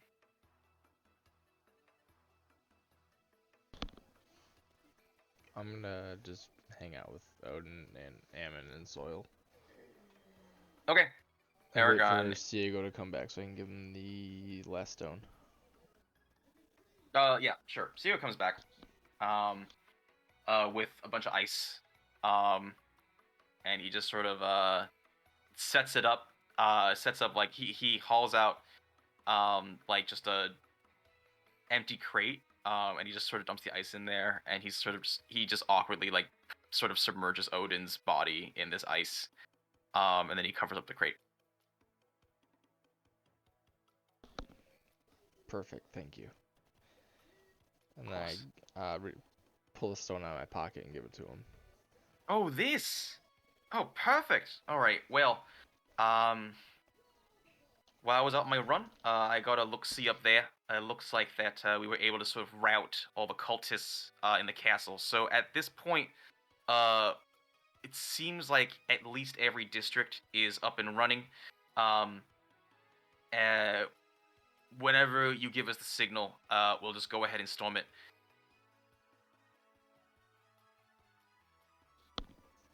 I'm gonna tell him that, of course, I'm gonna tell we him. will need to break these crystals, and I think for that, we're going to need the powers of somebody who is blood related to the queen. Now, I don't know if any of you would happen to know that somebody, but I could always find a way. I don't know. So I'll have to look at the genealogies. I'll tell him about meeting Emmy and explain to him that she was captured when we came into here, and she has a blood relation to the queen. She's her. You had Emmy with you this entire time, and you didn't tell me? Yeah, you know her? Oh, if I'd known she was here, I would. Oh my gosh! She was captured by Armil. Do you see what I'm saying with these people? Did we really not tell him this entire time? Mate, if I had known that, I would have gotten her or something. Alright, that's fine. She's in the castle. Yes, Armil captured her and put her inside of the central room of the castle. This is gonna be a heck of an interesting rescue, or something. Whatever, we'll figure that out. So we'll figure that out. He would know about that path in the sewers, right, that goes up to the castle? Yeah, I know what you're talking about. Okay. So, could we go through there to get her? It would be an option, but right now I'm just saying, like, we've pushed back all the cultists that aren't dead and captured into the castle, so it's going to be a real pact in there. Gotcha, okay. Okay. Eragon's asleep. The last thing we'll do... I don't really have music for this, but the last thing we'll do...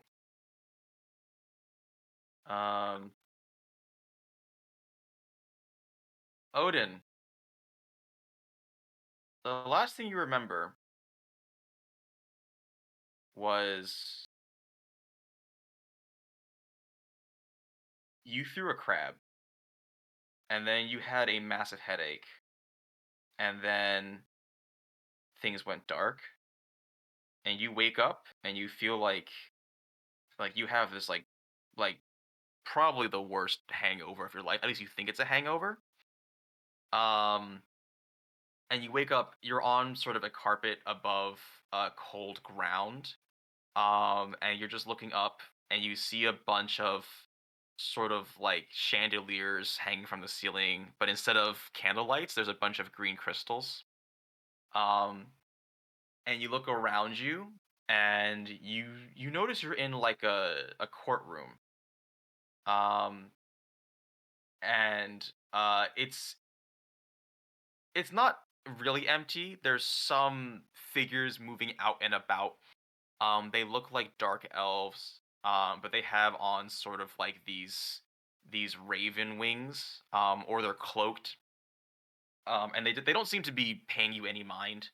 In front of you, there's a desk, and behind the desk is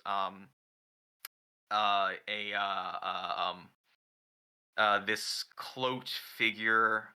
Their body is like this black wireframe, and they're just sort of writing in like a logbook. What do you do? I guess I'm gonna go and approach this wireframe person thing. Okay. Without looking up, so it's not there. Sorry, the table's not there, but it's just sort of down there. But without looking up, you hear this figure say, "Name."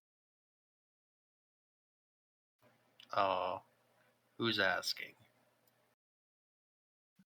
Oh geez, what name did I give him? I have it. I can't find it. Hold on.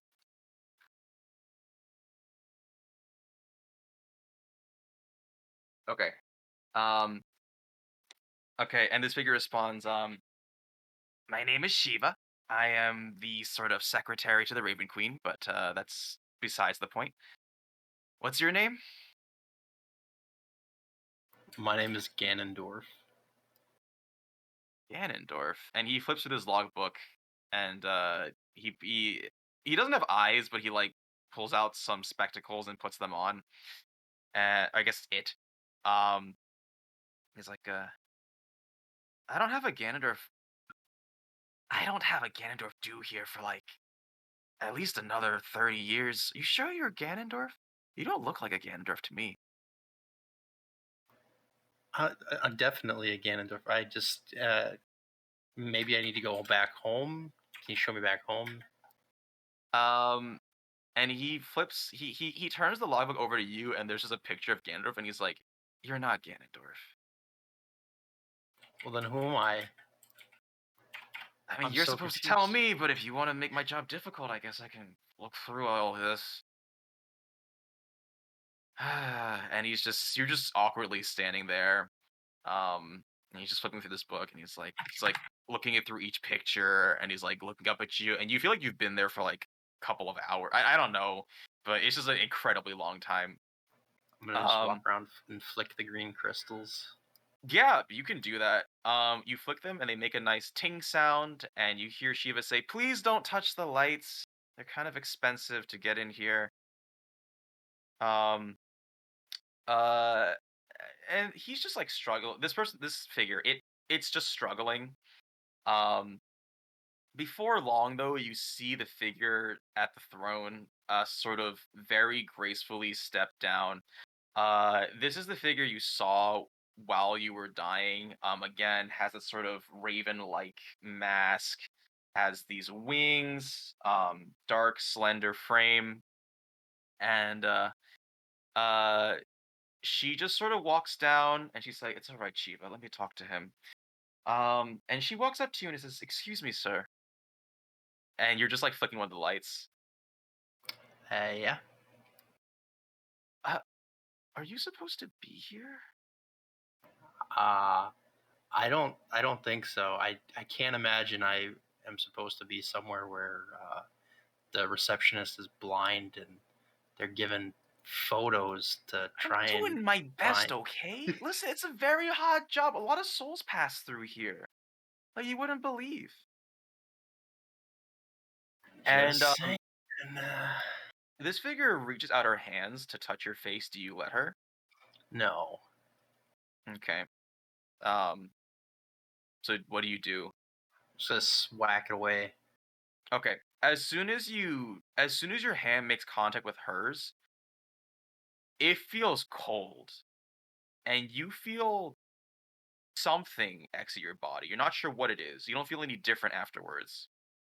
Um, and she sort of brings her hands back, a little surprised, but a little bit skittish, aren't you? I So mean, you Odin, guys kind of kidnapped me, and I'm in a place I don't know. well, I'm sure you're very confused. Let me just explain to you. I'm sorry my receptionist hasn't been doing a good job. And Shiva glares as much as a faceless, formless figure can glare. Um, I'll put it to you straight, Odin. It looks like you died. Listen, I don't think that could possibly be true.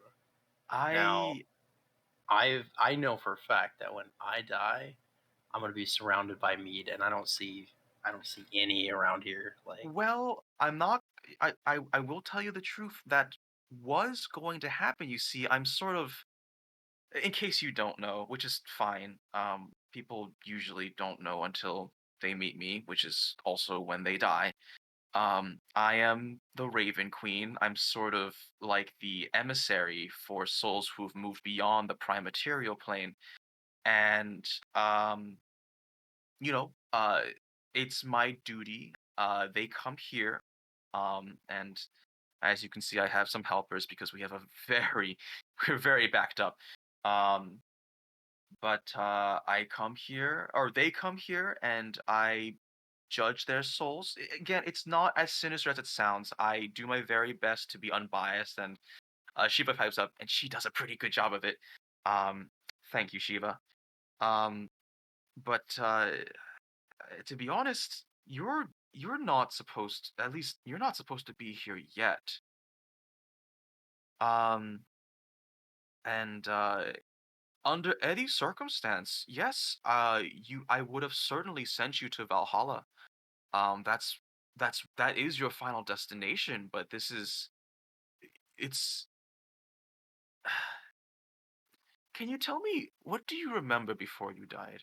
Who were you with? I was with a group of mercenaries trying to thwart some cultists, and I threw a crab because he's kind of useless. Any names you can give me here? Let's see. I was with Odin, and That's you. Oh, right. Yeah. Listen, I know who you are. This is Don't be silly. Okay, there's a Ganondorf. I figured that much. And guided Galadriel. Who's guided? Sorry. He's still drunk. I'm not here to hurt Eragon. you. I promise. Why do you need all these names? I'm confused. I'm just trying to figure out where this fits in the timeline. And the figure behind the text pipes up, and he's like, Eragon? I can't get his voice. I wish I could use a name changer. It sounds more like spectrally and echoey. Um, Eragon? I don't know. But the figure behind says, Eragon? Wait a second, isn't that... He's a druid, right? He's Like with a Kent? something. With Kent? Eragon and Kent? Yeah, there's some guy he was doing animal things with. Oh, these were the fellas, Raven Queen. Listen, these were the guys who helped me a while ago. And she says, oh, no kidding. Huh. Well, and Shiva says, listen, this is entirely unprecedented, and of course it's not. I mean, you know what they did for you. I'm sure we can make an exception just this once. And she says,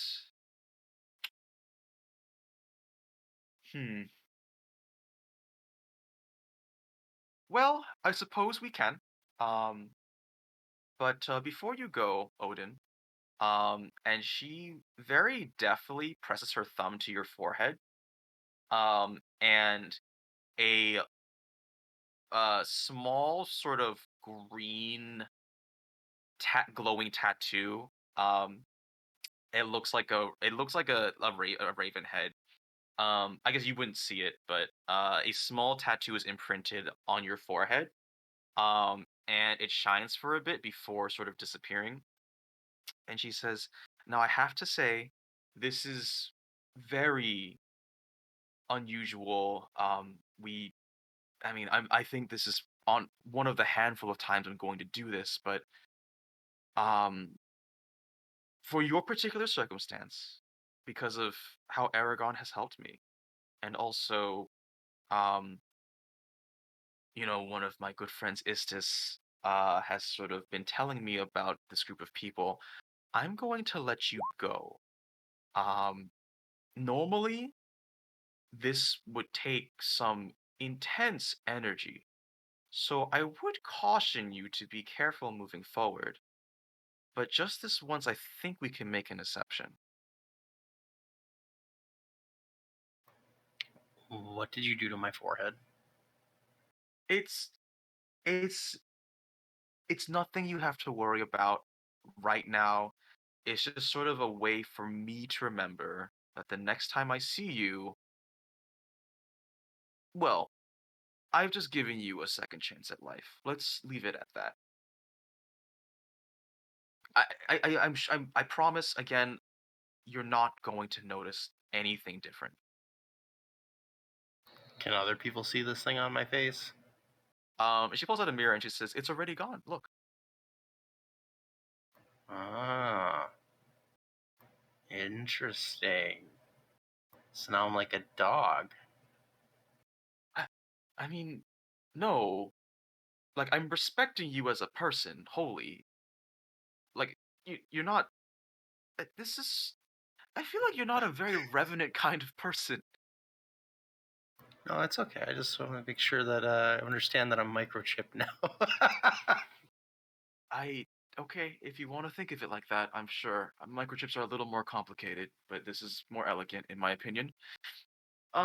Listen, I don't want to keep you here any longer. Mortals should not be in the realm of the dead, although I guess you're technically dead. But let me see if I can. And she jerks her left hand, and from the wall, a chamber opens up, and you see a bunch of large canisters, taller than you. They like sort of reach from the ground to the ceiling, and there's like a bunch of.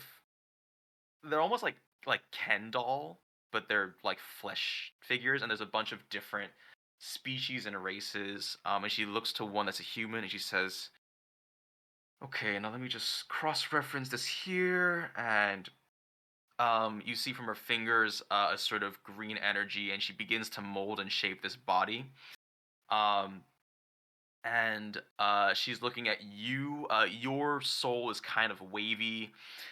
It's not, not super defined. She's looking at pictures that are in the logbook, and to her best approximation, she creates you, Odin. Although you're just a little bit shorter. You're a little bit shorter. And she, after it's all said and done, she sort of she takes her right hand, or she takes her left hand, and she lowers it towards the ground, and you see this green fluid drain from this canister. And then in her right hand, she raises it up, and the top pops off, like slowly slides off as steam comes out of this chamber, and a limp Odin tumbles out, and she catches it very quickly before it just like crumbles to the ground. And she just lays it in front of you, and she just sort of gestures. She's like, "All right, in you go." In I go. Yeah, it's just get in there. Just like in where? Just like you're putting on some it's like you're putting on a set of clothing.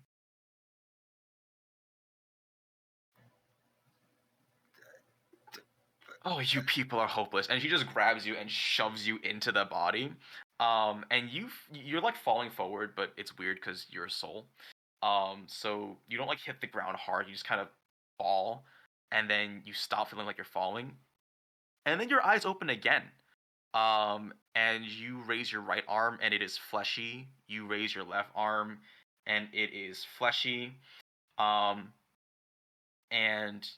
you are in what feels like your body, at least.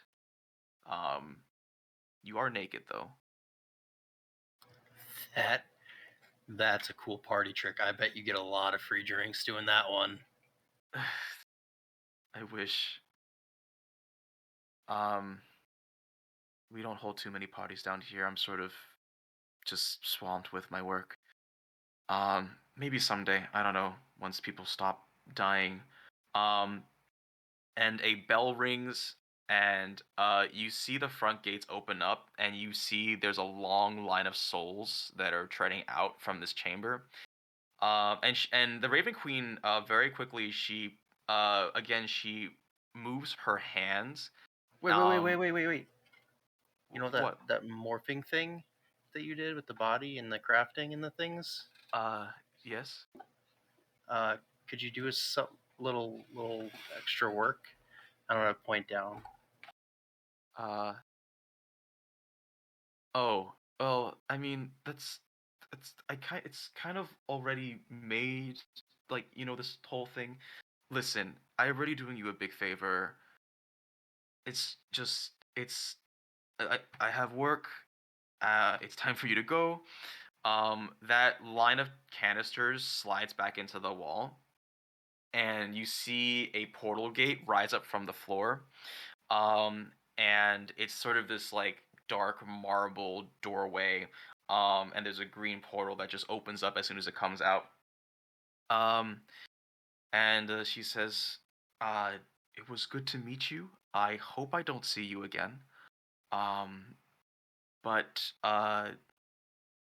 yeah, just goodbye, I guess." All right. Well, it's been fun. I hope you have mead for me next time. I'm sure I'll be back here. It's a strict I'm gonna business go ahead and policy just to not skip carry away. alcohol. Okay, goodbye. Odin, make a perception check, please.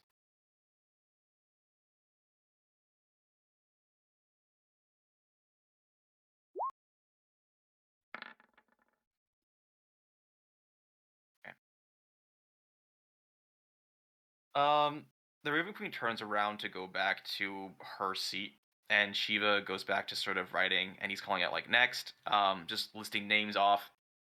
Odin, you swear you see some souls just like disappear from this line, like they're in line, and then they're not, like they're just gone. That's weird. But while you're skipping towards the portal, you notice that, and you walk through. And we are going to resolve that next time.